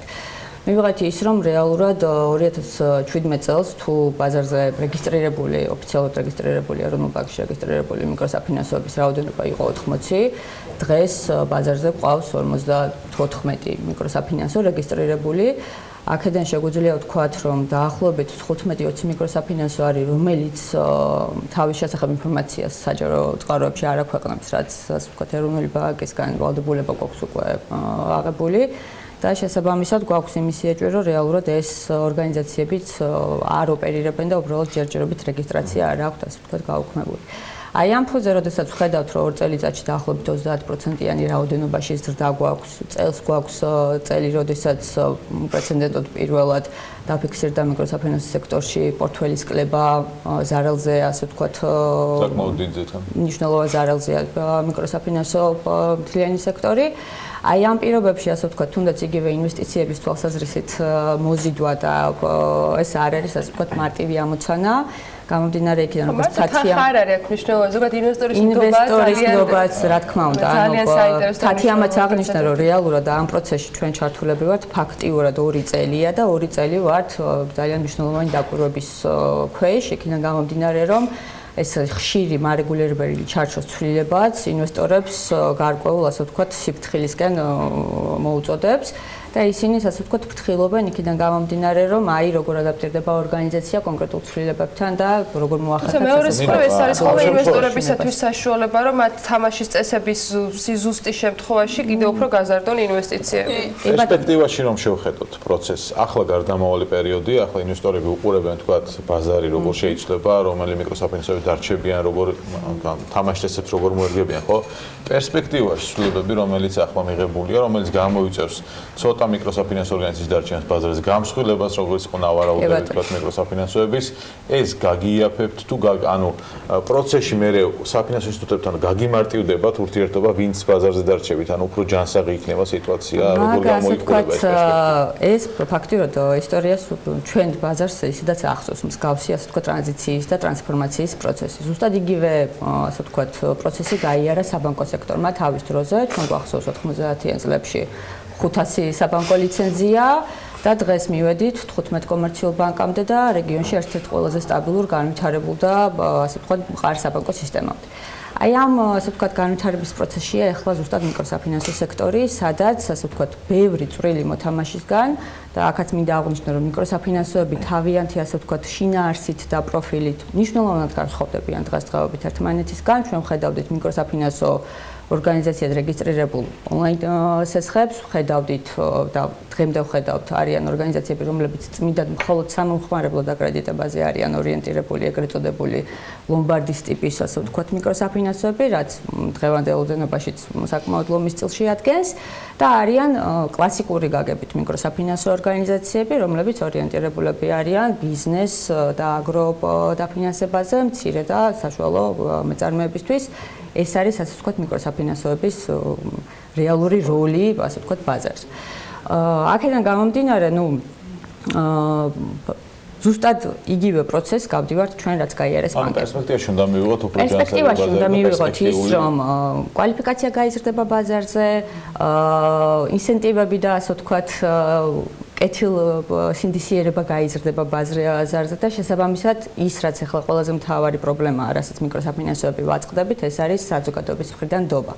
აი ამ მიმართულებით ვფიქრობთ, რომ აი ეს გადადგმული ნაბიჯები იგივე რეგულაციების თვალსაზრისით მნიშვნელოვნად გააუმჯობესებს საზოგადოების მხრიდან დობას, რაც პირველი და უმთავრესი ფაქტორია საფინანსო სექტორში ნებისმიერი ორგანიზაციის ოპერირებს. ასე რომ თვლით რომ ეს ძალიან მართალია წელი არ დასრულებულა და ბევრჯერ აღვნიშნეთ რომ წელს ძალიან საინტერესო წელი იყო, მაგრამ თუ შეგვიძლია რომ აი თუნდაც ნახევარი წელი შევაჯოთ პირველი ორი კვარტალის მონაცემები, ამ შემთხვევაში თქვენი მიკროსაფინანსოს მაგალითზე, იმიტომ რომ აღვნიშნეთ რომ ზოგადად ამ სექტორისათვის ძალიან რთული პერიოდი იყო და რიგ შემთხვევებში ცალკეულმა თუ ჯამურად პორტფელმა იკლო, თქვენ შემთხვევაში რა მონაცემები გვაქვს ამ დროისათვის? ჩვენ სამი კვარტლის შედეგები შეგვიძლია რომ უკვე ვისაუბროთ. მართალია ბაზრის მონაცემები ჯერ არ გამოქვეყნებულა. 61 მილიონ ლარს გადააჭარბა უკვე MBC-ის მთლიანმა აქტივებმა და თითქმის 55 მილიონი ლარი გახდა სასესხო პორტფელი, რაც როგორც გითხარით არის დაახლოებით 15%-იანი ზრდა 2019 წლის სამ კვარტალში. კომპანია ინარჩუნებს დაბალ თუმცა მომგებიანობის მაჩვენებელს, ბაზარი ზოგადად როგორც აღნიშნეთ არის ზარალზე სამწუხაროდ, მაგრამ ჩვენ ვცდილობთ რომ სტაბილურად შევინარჩუნოთ ასეთ პირობებში მაინც მომგებიანობა. რაც შეეხება კომპანიის რისკების მაჩვენებელს, ნინო დამეთანხმება რომ ასეთ турბულენტულ წელში მაინც შევეცადეთ და შევძელით რომ ისიც შეგვენარჩუნებინა ჩვენთვის და ზოგადად ბაზრისათვის საკმაოდ დაბალ მაჩვენებელზე. ამიტომ ეს არის ძირითადი მიმართულებები, რასაც უყურებთ, თუ რამდენად ჯანსაღი პორტფელი გვაქვს და რამდენად გაიზარდა ის წლის განმავლობაში. თქვენი სამიზნე მაჩვენებელი 2019 წლისათვის მომგებიანობის ნაწილში რა იქნება და როგორი არის საომავლო გეგმები? გარდა იმისა, რომ აპირებთ რომ უფრო მეტი ფილიალი გქონდეთ რეგიონებში, დაახლოებით რამდენზე უნდა გახვიდეთ? ჩვენი გეგმა არის რომ მომავალ წელს გავხსნათ მინიმუმ 3 სერვის ცენტრი თბილისის გარეთ და განვავითაროთ სწორედ ეს ბიზნეს მიმართულებები, რაც შეიძლება აქტიურად. გეგმა წლის არის რომ პირველ რიგში მთლიანად დავაბანდოთ საერთაშორისო ფინანსური ინსტიტუტისაგან მიღებული ახალი ფულადი რესურსები, ხოლო დანარჩენ გეგმებში მთავარი წვლილი მიუძღვის კვლავ საერთაშორისო ინსტიტუტებს და მათგან მოზიდულ სახსრებს, რომლებსაც უკვე დავაბანდებთ მომავალ წელს. ანუ კიდევ გრძელდება მუშაობა სხვა რა თქმა უნდა, დიახ. ინტენსიური მოლაპარაკებები გვაქვს განუწყვეტ რეჟიმში. ამ ეტაპზე ჩვენ გოფინანსებს ქართული 4 კომერციული ბანკი, მათგან გვაქვს მოზიდული 30 მილიონ ლარზე მეტი და ისინი გვეხმარებოდნენ, ასე ვთქვათ, გასულ პერიოდში ზრდაში. მომავალი სტრატეგია არის უფრო მეტი ჩართულობა საერთაშორისო ინვესტიციების, რაც იქნება ზოგადად საქართველოსთვის ძალიან დადებითი მოვლენა და ამ ბაზრისათვის ამ ეტაპზე მხოლოდ 4 მიკროსაფინანსო ორგანიზაცია სარგებლობს საერთაშორისო ინსტიტუტებისგან მოზიდული სახსრებით და ვიმედოვნებთ, რომ სწორედ ამ რეგულაციების შედეგად იმდენად შეიცვლება ბაზრის პროფილი და სხვა მიკროსაფინანსო ორგანიზაციებიც ითამაშებენ საერთაშორისო ბაზრის წესებით და იმედი გვაქვს, რომ მეტი მიკროსაფინანსო ორგანიზაცია გახდება მიმზიდველი საერთაშორისო ინსტიტუტების გააჯერებებს და ამისა განსაკუთრებით დღევანდელ პირობებში, როდესაც ვხედავთ, ასე ვთქვათ, მნიშვნელოვნად შემცირებას პირდაპირ უცხოური ინვესტიციების კუთხით 59%-იანი კრება გვაქვს, ასე ვთქვათ, დღესდღეობით. ძალიან მნიშვნელოვანია ის, რომ ყველა სექტორი აქტიურად იყოს ჩართული ინვესტიციების, საგარეო ინვესტიციების მოზიდვაში. და რეალურად ასე ვთქვათ, ინვესტორების დარწმუნებაში, რომ საქართველოს არის ის ბაზარი, სადაც ინვესტიცია არის მათთვისაც, ასე ვთქვათ, საქმიანი და ხელსაყრელი. აქედან გამომდინარე, პირველი ინვესტიცია, რა თქმა უნდა, ყველაზე რთული არის, პირველი გადასადგმელი ნაბიჯი ინვესტორის შემოყვანის თვალსაზრისით, მერე და მერე, ასე ვთქვათ, სხვის მაგალითზე უფრო მეტი ინვესტორის შემოყვანა იგეგმება. ეხლა თუ საუბრობთ, ასე ვთქვათ, ერთ ინვესტორზე დაახლოებით $2 მილიონ, ასე ვთქვათ, ინვესტიციაზე, წლის ბოლომდე ვფიქრობთ, რომ კიდევ რამდენიმე ინვესტორი იქნება, რომელიც დააფანტებს საქართველოს საფინანსო სექტორში ფულს, კერძოდ ჩვენს კომპანიაში და ეს მოგცემს საშუალებას იმას, რომ რეალურად დღეს შექმნილ სიტუაციაში, სადაც აი ასეთი შიმშილი გვაქვს რეალურად საერთაშორისო ინვესტიციების ეს გავამჯობესოთ და პლუს ამას დღევანდელი ასე ვთქვათ გაცვლითი კურსის კრიზისის პირობებში დაფინანსება ასე ვთქვათ არის მნიშვნელოვანი წყარო ლარის გამყარების. ერთიანი ჯაჭვია, რომელიც გარდ ინვესტიციების კომპონენტში შემოსავალი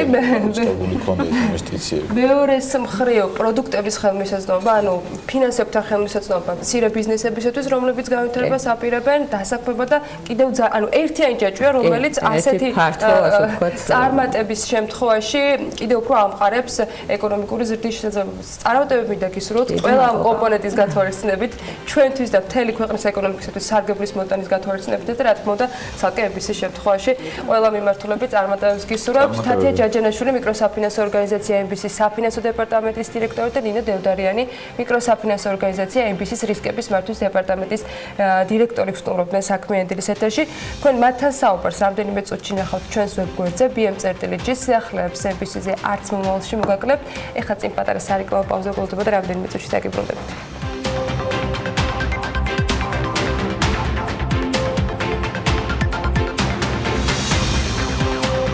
ეკონომიკის სამინისტროს მხრიდან ობსერვატორიის წლების წინადელ მოთხოვნაზე დაგვიანებული პასუხის შემდეგ აბასთუმნის ცაზე ავიატრასების მიმართულება შესაძლოა შეიცვალოს, შედეგად საერთაშორისო კომპანიებს, რომლებიც აღნიშნული ავიატრასებით სარგებლობენ, ახალ მიმართულებაზე გადაწყობა მოუწევთ, თუმცა მანამდე მთელი რიგი ცვლილებების განხორციელება გახდება საჭირო, როგორც ქვეყნის, ისე საერთაშორისო კანონმდებლობაში. აზარტული თამაშების ბრუნვა 2018 წელს რეკორდული ტემპით 128%-ით გაიზარდა და 13 მილიარდ ლარს მიაღწია საქმის განმარტებით სხვა სექტორებისგან განსხვავებით.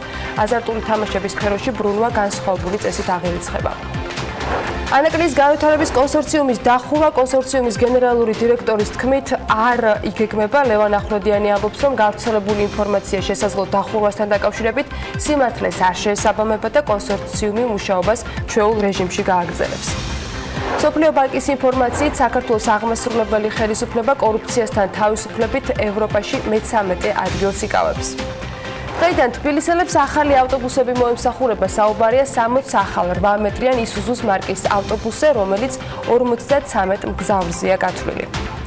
ტურიზმის ეროვნული ადმინისტრაციის მარკეტინგული კამპანიის ფარგლებში ბალტიისპირეთის ქვეყნების წამყვანმა ჟურნალისტებმა და ბლოგერებმა საქართველოს შესახებ სტატიები მოამზადეს. იტას 650,000 ლარიანი საგრანტო პროგრამის ერთ-ერთი გამარჯვებული ინფლუენს ჯორჯია გახდა, რომელმაც გლობალურ სტარტაპ ფონდის ებრაელ ინვესტორთან დავით ზერასთან საინვესტიციო ხელშეკრულება გააფორმა. სტარტაპი Silicon Valley თბილისი BTU-ს ბაზაზე შეიქმნა და სწორედ ამიტომ ლევან თაღიაშვილი ახალი რუბრიკით შემოგვიერთდება, რომელიც სტომართან ერთად განავრცობს თემას ლევან დილონში. დილომშვიდობის კიდევ ერთხელ ვაგრძელებთ ბიზნესისა და ტექნოლოგიების უნივერსიტეტთან აქტიურ თანამშრომლობას და ძალიან მაგარი ამბით უნდა განვაგრძელოთ საქმიანი დილა. 1,300,000 ლარის უნიკალური რაოდენობის ინვესტიცია, რაც ქართული სტარტაპისთვის ნამდვილად შესანიშნავი ამბავია. როგორ გეგმავს სტარტაპი ამ თანხის გამოყენებას და რას ნიშნავს ეს ბიზნესისა და ტექნოლოგიების უნივერსიტეტისთვის და ზოგადად ქვეყნისთვის? BTU-ს რექტორი ნინო ენუქიძე და ინფლუენს ჯორჯიას დამფუძნებელი გიორგი თუშიშვილი გვერდებიან საქმიანი დილის ეთერში. დილომშვიდობის.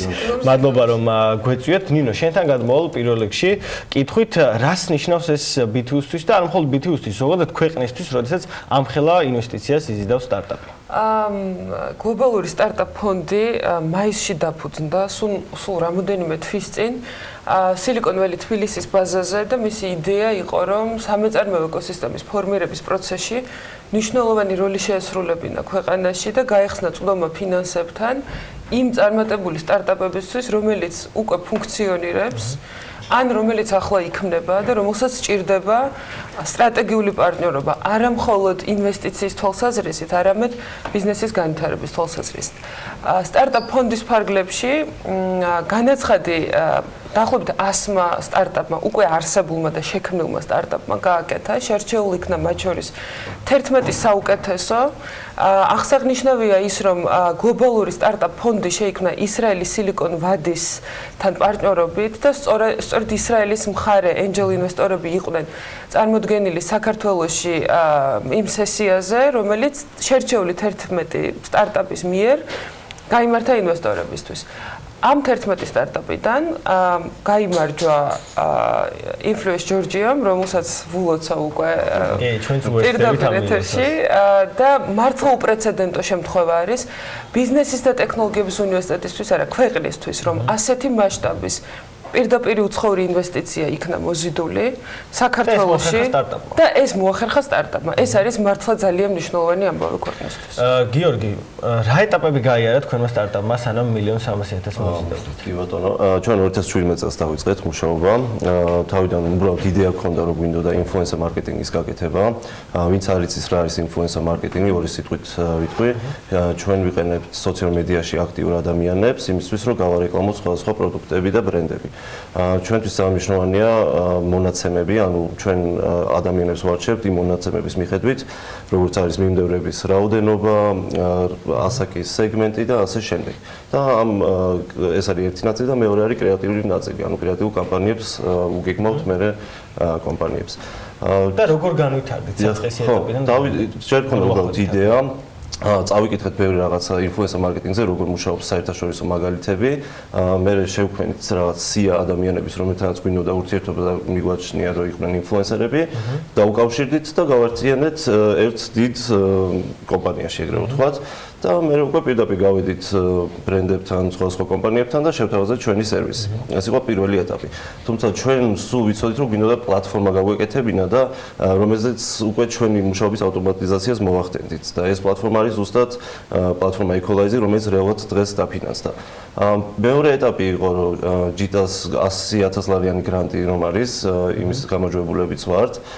ეს ფული გამოვიყენეთ, რომ შეგვექმნა ჩვენი პლატფორმის პირველი ვერსია, რომელიც უკვე მუშაობს და რეალურად ამ ჩვენი გაკეთებული პლატფორმით დავარწმუნეთ ინვესტორები, რომ რითი დაინტერესდნენ ყველაზე მეტად? რა იყო ის მთავარი გადამწყვეტი ფაქტორი, რამაც განაპირობა ამხელა ინვესტიციის მოზიდვა? პირველ რიგში მინდა რომ აღვნიშნო, რომ ჩვენ ხშირად ვიღებთ ეგრეთ წოდებულ pitching-ში მონაწილეობას და ხშირ შემთხვევაში იქ არზის ხოლმე რეალური ინვესტორი და BTO-ს შემთხვევაში უკვე ეს იყო განსხვავებული pitching, იმიტომ რომ მანდ რეალური ინვესტორები იყვნენ, რომელიც მართლა დაინტერესებული იყვნენ, რომ საქართველოში ფული ჩაიდოთ. მეორე რაც ჩვენ გავაკეთეთ იყო, რომ კარგად მოვემზადეთ, რა თქმა უნდა, ჩვენი pitch deck-ი, ანუ ინვესტორებისთვის პრეზენტაცია იყო საკმაოდ მაღალი დონის, ჩემი აზრით, ძალიან ბევრი დრო დავხარჯეთ ამ ყველაფერში და რა თქმა უნდა, ძალიან მნიშვნელოვანი არის გამართლებაც. ანუ თვითონ ინვესტორი რამდენად დაინტერესებული არის იმ სფეროთი, რომელშიც ჩვენ მოღვაწეობთ. კიდე აი ნინოსთან გადავალ. რა ეტაპზე უნდა იყოს სტარტაპი, რომ მიიღოს ამხელა დაფინანსება? რა არის ის მთავარი ფაქტორები ან მახასიათებლები, რაც საჭიროა ამხელა ინვესტიციისთვის, იმიტომ რომ სხვა სტარტაპერების გვიყურებენ ახლა დარწმუნებული ვარ და მათაც აინტერესებთ, საითკენ უნდა წავიდნენ და მიმართულება საითკენ აიღონ. პირველი რაც მინდა ვთქვა, არის ის, რომ გლობალური სტარტაპ ფონდი ბიზნესის და ტექნოლოგიების უნივერსიტეტში მალე აპირებს დაანონსოს მეორე სესია, როდესაც მიიღებს იმ სტარტაპებისგან განაცხადებს, ვისაც განიხილავს პოტენციურად დასაფინანსებლად. ახლა რაც შეეხება იმ ეტაპს, რა ეტაპზე უნდა იყოს სტარტაპი, ეს იყო პირველი შეკითხვა, რომელიც ჩვენ დავსვით ენჯელ ინვესტორებისთვის გავაჟღერეთ და მივიღეთ ასეთი პასუხი, რომ თუნდაც იდეა, რომელიც არ არის განხორციელებული და რომელიც უბრალოდ ფურცელზე არსებობს, როგორც ბიზნეს გეგმა, როგორც სტრატეგიული განვითარების დოკუმენტი, მაგრამ რომლის უკან დგას პროფესიონალი, გამოცდილი და მოტივირებული გუნდი, რომელსაც აქვს მზაობა იმისი, რომ დაუღალავა და 24 საათი იმუშაოს თავის იდეის განხორციელებაზე, ასეთ გუნდთან თუ მათი შეხვედრა ინვესტორებთან შედგა ჩვენი უნივერსიტეტის ტერიტორიაზე, შესაძლებელი არის დაფინანსება მოიპოვონ და სხვათა შორის ამ შერჩეულ 11 სტარტაპ შორის იყო ისეთი იდეებიც, რომელიც მხოლოდ იდეა იყო და რომელიც არ ყოფილა განხორციელებული და ამის მიუხედავად ისინი შორტლისტში იყვნენ მოხვედრილი. ამიტომ რა თქმა უნდა ძალიან დიდი ბენეფიტი იქნებოდა სტარტაპისთვის, რომ მას უკვე ბაზარზე კონდეს გამოცდილება მიღებული და სურდეს განვითარება და ამაში ინვესტიცია. მაგრამ არ გამოვრიცხავთ, რომ ეს შესაძლებელი იყოს მხოლოდ იდეა, რომლის უკანაც დგას ძლიერი გუნდი. როგორ აპირებთ გიორგი ამ თანხის განხარჯვას და ძირითადად რაზე წავა მოზიდული რესურსი? ძირითადად დაახლოებით 60-70% ჩვენი თანხის იხარჯება პლატფორმის შექმნაში. რეალურად ჩვენ გვინდა რომ საერთაშორისო პლატფორმა გავაკეთოთ და არა მარტო საქართველოს ბაზარზე ვიყოთ.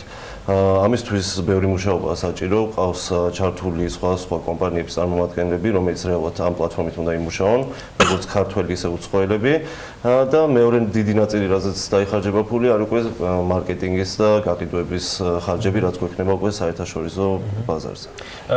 დარწმუნებული ვარ, რომ მომავალშიც უნდა ველოდოთ მსგავსი მასშტაბის ინვესტიციას და თუ შეგვიძლია რომ ორიოდე სიტყვით ან სფეროზე ან რაიმე მინიშნებასავით ან რაღაცა რო გითხრათ, როდის იგეგმება ან როდის იქნება მეორე ეტაპი, რომ მსგავსი სიახლით კიდე წავდგეთ ჩვენი მაყურებლის წინაშე.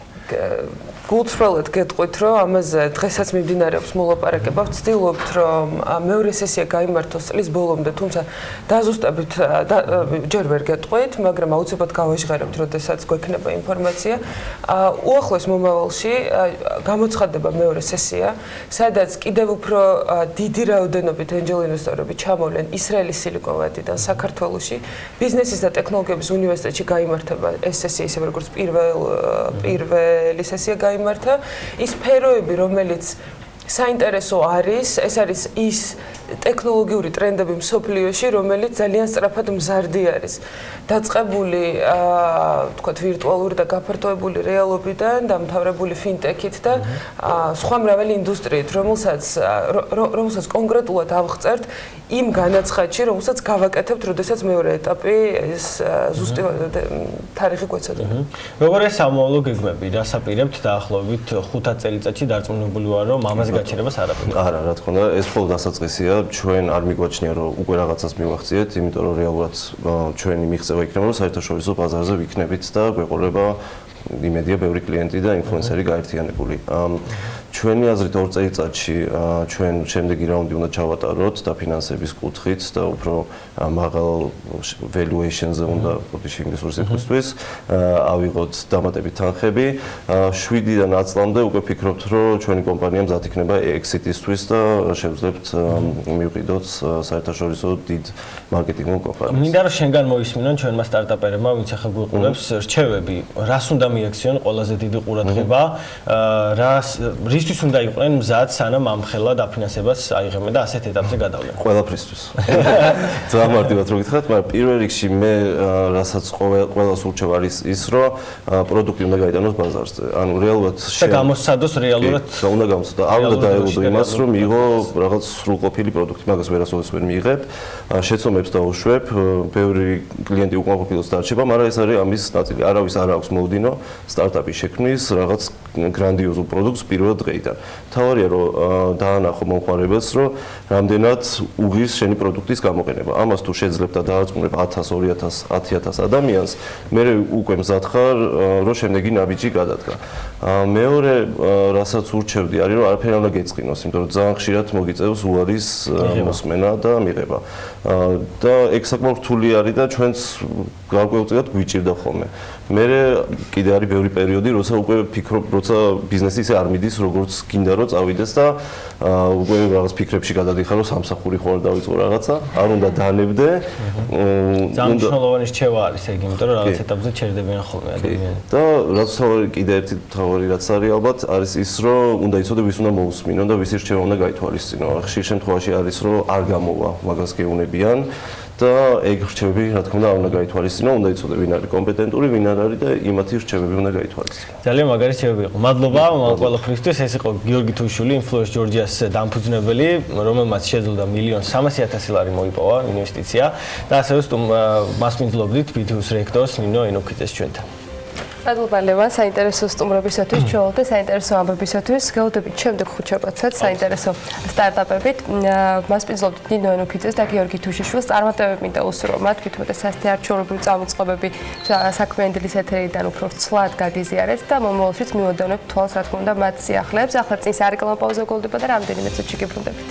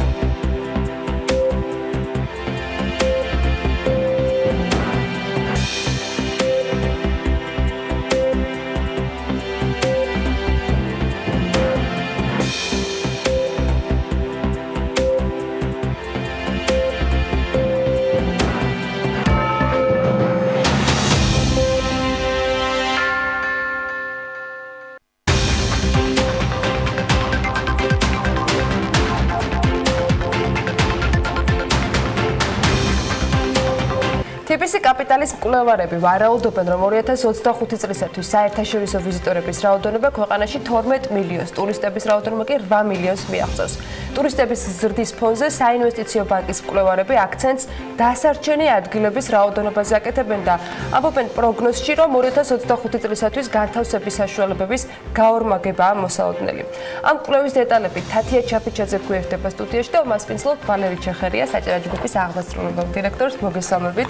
მადლობა და ასეთი სტუმრის მოყვალისათვის. ძალიან დიდი მადლობა და სანამ სტუმართან გადავალთ დეტალებზე შესაუბროთ, მოდი ჩავშალოთ კვლევის შედეგები, რომელიც რამდენიმე დღის წინ იყო, რომლის პრეზენტაციაც საქართველოში ერთსულ ვიზიტორზე განთავსების რაოდენობა მზარდია, თუმცა ეს მაჩვენებელი ჯერ კიდევ ერთ-ერთი ყველაზე დაბალია ევროპაში. TBC კაპიტალის კვლევის მიხედვით, იმისთვის რომ მოსალოდნელი მოთხოვნა დავაკმაყოფილოთ, აუცილებელია დღეს არსებული საწოლების რიცხვი, რომელიც 99,000-ია, მომდევნო 5 წლის პერიოდში გაორმაგდეს. კვლევაში წერია, რომ 2022 წლამდე დაგეგმილი განხილვის ეტაპზე მყოფია 33,000 საწოლი, ხოლო 2022-დან 2025 წლამდე მათი რაოდენობა კიდევ 57,000-ით უნდა გაიზარდოს. ამჟამად საქართველოში, როგორც გითხარით, 99,000-ზე მეტი საწოლია, საიდანაც ყველაზე მეტი 26,000 საწოლზე გათვლილი განთავსების ობიექტი აჭარაში მდებარეობს. უნდა ითქვას ისიც, რომ ეს რიცხვი კიდევ 26%-ით გაიზრდება მომავალში, რადგანაც რეგიონში დამატებით 6,800 საწოლზე გათვლილი განთავსების ობიექტების მშენებლობა უკვე დაგეგმილია.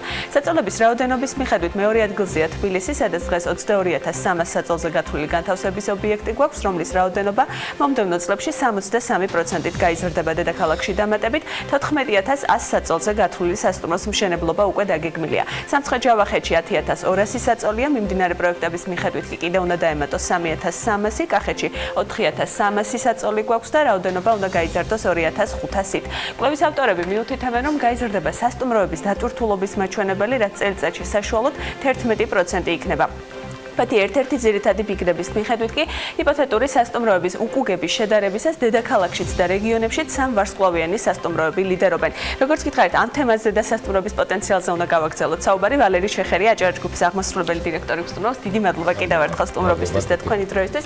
მოდით კიდევ ერთხელ შევაჯამოთ კვლევის შედეგები. რამდენად გვაქვს ეს პოტენციალი, რომ რეალურად 5 წელზე ცოტა მეტი პერიოდია დარჩენილი 2005 წლამდე გაორმაგდეს რაოდენობა და მოთხოვნა რამდენად ასეთი ეტაპით არის მადლობა კიდევ ერთხელ მოწვევისთვის, მივესალმებით თქვენ მაყურებელს.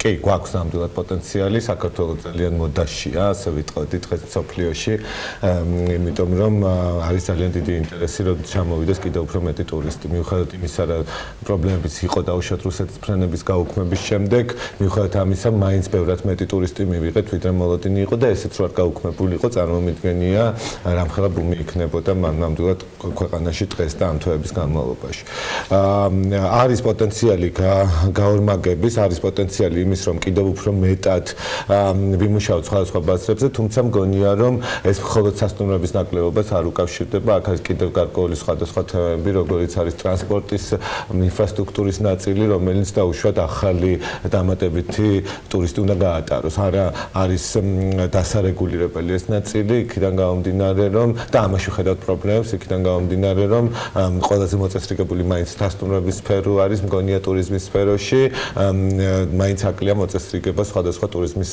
დამაკავშირებელ და განსაზღვრელ საშუალებებს. კიდევ ერთხელ როგორც აღნიშნე, ინფრასტრუქტურა, ტრანსპორტი, რესტორნები და ასე შემდეგ. რამდენიმე დღის წინ ქონდა ტურიზმის სექტორ შეხვედრა პრემიერ-მინისტრთან და ვიცით, რომ რაღაც კონკრეტული საკითხები იყო განხილული. რა იყო ის დაპირება, რაც მთავრობის მხრიდან მიიღეთ, ასე ვთქვათ და რა მიმართულებით აპირებთ, რომ ერთობლივად იმუშაოთ იმისთვის, რომ უფრო მეტი ტურისტი მივიღოთ, უფრო კმაყოფილები წავიდნენ, უფრო მეტად მოდაში გახდეს საქართველოს ევროპის ბაზარზე. იცით, პირველ რიგში ფრენები. რა მოდი ასე ვთქვათ, რომ პირველი ეს არის განსაზღვრელი ახალი ტურიზმის მომყვანის ქვეყანაში არის ფრენები და პირდაპირ რეისები სხვადასხვა ქვეყნის მიმართულებით, რომელიც დარწმუნებული ვარ, რომ ეხლა, როდესაც რაინერი შემოვა, კიდევ უფრო მეტად გაზრდის ამ პოტენციალს. რაინერი ვიცი, რომ თუ იწყებს ფრენას ნოემბრის თვიდან და იქნება იტალიის მიმართულება, მომოეცილან აპირებენ, რომ რამოდენიმე მიმართულება დაამატონ, თუმცა ქუთაისი მაისში ასევე ვიზია არის აფართოებს თავისი ფრენებს და დაახლოებით 4 თუ არ ვცდები ახალ მიმართულებას ამატებს, რაც დარწმუნებული ვარ კიდევ უფრო მეტ ტურიზმს მოიყვანს, იმიტომ რომ ბიუჯეტური ზუსტად ფრენები არის იმის განსაზღვრელი, რომ ძალიან დიდი მასიური ტურიზმის ჩამოსვლა დაიწყოს და ევროპული ტურისტის, რომელიც რეალურად როდესაც მოდის საქართველოში, არ უნდა რომ ძალიან ძვირი გადაიხადოს ბილეთში, თუმცა ეს იმას არ ნიშნავს, რომ ის არ არის კარგი მხარჯელუნარიანი ტურისტი. ეს იყო თემები, არის აუცილებელი იყო და ამაზე დავსვით საკითხები და მივიღეთ ეს პირობა, რომ უწყებათა შორისი რაღაცა ესეთი უფრო ფუნქციური სამსახური იქნება და ტურიზმის ადმინისტრაცია კიდევ უფრო აქტიური იქნება, რომ ყველა უწყება დააკავშიროს ის უწყებები, რომელიც ბიუროკრატიაზე გააკეთა აქცენტი და თქვა, რომ პირობა დადო, ასე ვთქვათ, რომ ნებისმიერი პრობლემა რაც იქნება, მაქსიმალურად სწრაფად გადაიჭრება. რამდენად არსებობს დღესდღეობით იმისთვის, რომ უფრო სწრაფად მოხდეს განვითარება, უფრო მეტი ადგილებით შევქმნათ სამუშაოც მათ შორის და დასარჩენი ადგილებიც და მომისახუროთ. დღეს რა არის პრობლემა, დღესდღეობით არის პრობლემა, იმიტომ რომ რამოდენიმე უწყება არის, რომელიც შეიძლება იყოს ტურიზმის ერთ-ერთ მიმართულებაში ჩართული, როგორც არის თუნდაც სასტუმროს აშენებაში გჭირდება რამოდენიმე მიმართულება. იქ ნებართვები არის, იქ ურბანული გეგმა არის, გასაკეთებელი რომ არ განადგურდეს და უშუალოდ არ დაზიანდეს ისე ქალაქები, როგორც მაგალითად ინფრასტრუქტურულად დაზიანდა უკვე ბაკურიანი, მაგალითად, იმიტომ რომ ქაოტური იყო მშენებლობა, ასევე რაღაცა ნაწილში მე მიმაჩნია რომ დაზიანდა გუდაური, ყაზბეგში დღეს რამოდენიმე ისეთი შენობა, რომელიც რეალურად ფუჭდება მთელი ურბანული ინფრასტრუქტურა, ის ზუსტად რაც იზიდავს ტურიზმს. იმიტომ რომ ის ქაოტური მშენებლობები და რაღაცა გაურკვეველი შენობები, რომელიც იქ იდგმება და მაგალითად ჩვენი სასტუმროს გვერდზე არის ერთ-ერთი მაგალითი, რომელიც ძალიან აქტიურად ვიბრძოლეთ, ანუ რეალურად აი ესეთი რაღაცები რო არ მოხდეს, რომ იქნება უწყებები უფრო აქტიურად ჩართული და დაუშვათ ერთად გავივლით, ერთი დავალებით და ერთი ხედვით იქნება დანახული. ერთი მხრივ არ დაირღვევა ურბანული განვითარება და მეორეს მხრივ დროში არ გაიწელება. დროში არ გაიწელება, იმიტომ რომ უფრო დავინახავს ტურიზმის კუთხით თუ რამდენად მნიშვნელოვანია რომ ეს არ გაფუჭდეს. ურბანული გარემო არ გაფუჭდეს, ტრანსპორტმა სწორად იმუშაოს და უშუალოდ არ მოხდეს ის, რომ რაღაცა სხვადასხვა სამინისტროებმა რაღაცა თავისივე ინტერესიდან გამომდინარე შეიძლება ან გზა არის გასაყვანი ან რაღაც არის, რომ არ დააზიანოს ტურიზმის პოტენციალი. აი ეს იყო ზუსტად ის პირობა, რომელიც მივიღეთ და ძალიან მნიშვნელოვანი პირობა იყო ნამდვილად, იმიტომ რომ ეს ძალიან მნიშვნელოვანია, რომ როდესაც ერთად ვუყურებთ, აი მაგალითად ახალი გზა გაყავთ, უნდა შეხედონ რა პოტენციალია და ყველა ერთად ჩართონ უწყებები, რომელიც ამას უკავშირდება. აჭარა ჯგუფსაც საინტერესო გეგმები აქვს ძალიან, როდესაც სასტუმროების გახსნებთ და ადგილების რაოდენობაზე ვსაუბრობთ. ბევრი მიმდინარე და დაგეგმილი პროექტი გაქვთ, მათ შორის აბასთუმანი და ასე შემდეგ. უფრო დეტალურად რომ გითხრათ, უახლოეს პერიოდში თქვენი წილი რამდენი იქნება ამ საერთო საწოლების რაოდენობის შექმნაში, ასე ვთქვათ, უახლოესი გეგმები როგორი გაქვთ და მადლობა. აი თქვენ ახსენეთ კვლევაში, რომ რაღაცა მოთხოვნა გაიზრდება და მრეთახმები გაიზრდება რაღაცა სავარსკვლავიანი სასტუმროების მიმართულებით, თუმცა ჩვენ მაგალითად ჩვენი ჯგუფი უფრო მაინც რაღაცა გარკვეულ ქართულ ბრენდს ქმნით და ამასაც მოთხოვნა ძალიან აქტიურად იზრდება იმ ადგილობრივ ბრენდზე, რომელიც ახალია და აძლევს შესაძლებლობას მოგზაურს და ჩამოვიდეს და ქართული მიიღოს ყველაფერი ქართული ჩვენი სასტუმროს გავლით. ვანვითარებთ ბაკურიანს, რომელიც ძალიან ახლო მომავალში მიტარბი, კოხტა მიტარბი, რომელიც ძალიან ახლო მომავალში იქნება გახსნილი დაახლოებით ნოემბრის ბოლოსთვის ვაპირებთ, რომ ეს სასტუმრო დავასრულოთ. მომავალი წლისთვის გვაქვს დაგეგმილი ორი ახალი მიმართულება, ეს არის ბათუმი და აბასთუმანის დასრულება. აბასთუმანში სულ ხალხი შევედით და იქნება რუმსის ბრენდით ეს ყველაფერი წარმოდგენილი, იქნება ძალიან ქართული, იქნება ადგილობრივი მენეჯმენტით დაკომპლექტებული და ძალიან განსხვავებული პროდუქტი, რომელიც მგონია რომ ყოველთვის ჩვენ მომხმარებელს ესეთ განსხვავებული პროდუქტი სამართლოვან სეგმენტში შესვლას არ გეგმავს თქვენი აი როგორ ფიქრობთ? იცი რა არის კიდევ ერთხელ მივხვდეთ იმისა, რომ ვეთანხმები, რომ სამართლოვანი სეგმენტი ძალიან აქტიურად განვითარდება. დღესდღეობით ის ნიშა, რომელიც ჩვენ გვიკავია და ის მომხმარებელი მგონია რომ ჩვენ ყავს ის მომხმარებლები, რომელიც რუმსის მომხმარებლები არიან და ამ მიმართულების გაძლიერებას უფრო ვაპირებთ. სხვა რეგიონებშიც თუ გეგმავთ გარდა დასახელებლების. აუცილებლად კახეთი იქნება ყველა ვარიანტში და კახეთში აქტიურად ჩვენ ფერმასთან ერთად ვავითარებთ ამ მიმართულებას და ბათუმში როგორც გითხარით რაღაცა კიდევ ერთ ლოკეიშენს ციხისძირსაც ვფიქრობთ, ერთ-ერთ მიმართულებას ციხისძირსაც ვფიქრობთ რომ გავავითაროთ, შეიძლება როგორც არასასტუმრო, თუმცა როგორც ჩვენი ბათუმის პროექტის დამატება ის გავავითაროთ. რამდენი განთავსების საშუალებას საწოლს უყურებთ თუ გაქვთ ეს გათვლილი, აი ამ 10,000-დან რა წილი შეიძლება იყოს? ჩვენი წილი დღესდღეობით სადღაც წარმოადგენს 700 ნომრამდე უკვე არის 700 ოთახამდე უკაცრავად და ვფიქრობთ რომ მომდევნო 2 წელიწადში გავაორმაგებთ და სადღაც 1400 ოთახამდე 1250-დან 1400 ოთახამდე იქნება წარმოდგენილი. და მაინც მინდა რომ გკითხოთ, აი მთავარი ქალაქში და ქვეყანაში ზოგადად თუ აი გრადი განვითარებისთვის, ინფრასტრუქტურა ინფრასტრუქტურა. აი, თავარი გამოწვევა რა დგას ტურიზმის მიმართულებით, რა მიმართულებები გვაქვს, რაზეც აუცილებლად უნდა ვიმუშაოთ იმისთვის, რომ ის შედეგი აუცილებლად კიდევ ერთხელ როგორც ვახსენეთ, არის კვირას დავბრუნდი აბასთუმანიდან და რომ მოვდიოდი სადღაც 1 საათი საცობში გავატარეთ თბილისის შემოსაცვლელში და მივხვდით, რომ რაც უფრო მეტი არის ტურიზმი, მართლა რეალურად იმდენად მნიშვნელოვანი არის ინფრასტრუქტურის სწრაფი განვითარება, რომ ეს ყველაფერი გადაადგილებები შიდა ქვეყანაში შიგნით ქალაქები უფრო სწრაფად დაუკავშირდეს ერთმანეთს, ტრანსპორტმა უფრო სწრაფად იმუშაოს, რომ არ მოუხდეს სადღაც რაღაც გაურკვეველ სამარშრუტო ტაქსში ჩასწომა, როდესაც უნდა ტურისტს, როდესაც ჩამოვა, წასვლა სვანეთში არის თუ დაუშვათ თუშეთში თუ ყაზბეგში. აი ეს დეტალები არის, რომელიც ძალიან მნიშვნელოვანია ტურიზმის განვითარებისთვის.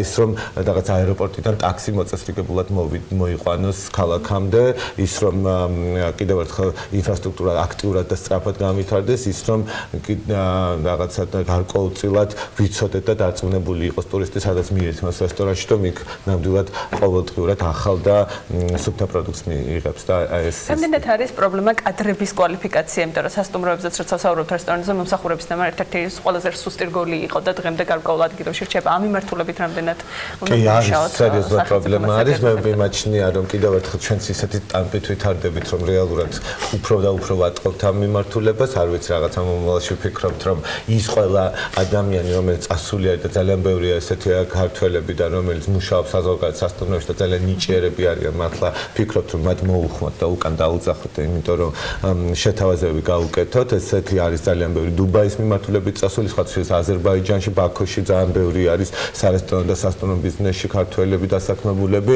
თუმცა კიდევ ერთხელ ეს არ არის გამოსავალი. ჩვენ არ ვიცი თუ არა რაღაც კულინარიული სკოლის გაკეთებას ვაპირებთ უახლოეს მომავალ წლიდან რომ იარსებოს, იქიდან გამომდინარე რომ მანჭარა ჯგუფს კონდეს თავისივე შესაძლებლობა რომ დასაქმოს პირველ რიგში მოამზადოს თავიანთი კადრები, ასევე დაასაქმოს რეგიონებში ჩვენი სასტუმროებში ჩვენი კარგი კულინარები და ასე რომ ვიცოდეთ თბილისში, იქნება თბილისში დავიწყებთ თბილისიდან და შემდეგ უკვე ნახოთ შეიძლება რეგიონებში, მაგალითად ბათუმში კიდევ ერთი მეორე დამატებითი გავაკეთოთ, როდესაც მე ჩაგერთვებით, რადგან თბილისამდე მოვედით, აუცილებლად ნაკითხოთ რადიო ქალაქის პროექტთან დაკავშირებით. მართალია რეკლამის დროს ჩვენ მოვახერხეთ, მოვასწრეთ რამდენიმე კითხვა დაგვისვა, მაგრამ აყურებელსაც რო გავუზიაროთ, პირველი ეტაპის ვადები როდესთვის გაქვთ გაწერილი და დაახლოებით კონცეფცია მაინც თუ შეგიძლიათ რომ გაგვიზიაროთ, რას უნდა ველოდოთ რადიო ქალაქში, რას აპირებს აჭარა ჯგუფი. რადიო ქალაქი არის მგონია ერთ-ერთი ყველაზე აქტიურად საინტერესო დღესდღეობით პროექტი, იქიდან გამომდინარე რომ არის თავისი მდებარეობით პირველ რიგში, იმიტომ რომ განლაგებულია მუხიანში, ამის შესაძლებლობა რომ 10 ჰექტარი, 11 ჰექტარი მიწის ნაკვეთზე განახორციელოს სხვადასხვა მიმართულებები და ეს იქნება მულტიფუნქციური სივრცე, პირველ რიგში დაწყებული ივენთების მიმართულებიდან, რომელიც შესაძლებლობას გვაძლევს რომ უდიდესი გამოფენებს უმასპინძლოთ, იმიტომ რომ ყოველთვის პრობლემა გვაქვს საქართველოს დიდი გამოფენების, როგორც არის ავტომობილების გამოფენა, ტრაქტორების გამოფენა, არ ვიცი რაღაცა სხვადასხვა საკონვენციო ცენტრის ერთ-ერთი ფუნქცია იქნება, იმიტომ რომ არის ამის შესაძლებლობა რომ დიდი საგამოფენო სივრცე. ეს იქნება აუცილებლად პირველი, იქნება ასევე ესე იგი წოდებული co-working space-ები, როგორც არის ესე იგი გასაყოფი სამუშაო ადგილები, რომელიც რეალურად ძალიან ბევრი მიმართულების ადამიანი მიდის ქირაობს და სხვადასხვა პროფესიის ადამიანები არიან ესენი, რომლებიც შეიძლება კიდევ ერთმანეთს უკავშირებდნენ და უფრო სწრაფად იპოვონ ერთმანეთი.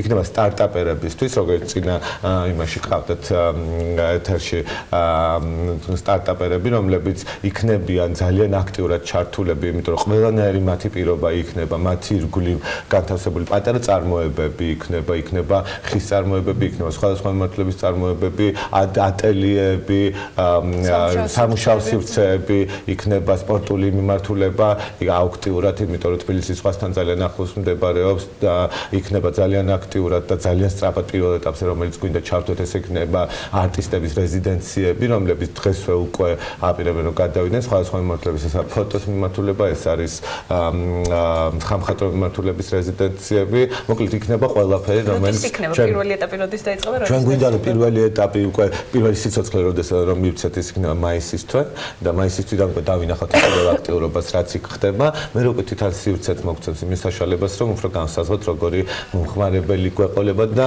პირველ რიგში გვინდა რომ მომხმარებელი იყოს ის რომელიც არის საჭენი მეზობელი რაიონები, ეს არის გლდანი, ეს არის აქეთ ხარ ეს უკვე თბილისის ზღვის მიმდებარე ტერიტორია და ვარკეთილი ვაზის უბანის მიმდებარე ტერიტორია, რომელიც მოსახლეობის მიხედვით ყველაზე ერთ-ერთი დიდია და პირველ რიგში გვინდა რომ და ერთ-ერთი ინოვატორული ამის თქმა მინდა რა ის ახალგაზრდობა რომელიც იქ არის და დარწმუნებული ვარ რომ ის მოუტანს ყველაზე მეტ პოპულარიზაციას ამ ადგილს. როდესაც ზაფხული ფაქტობრივად რა მიმართულებით ხდება ვიზიტულობის თავი წერტილი გარკვეულია. კი.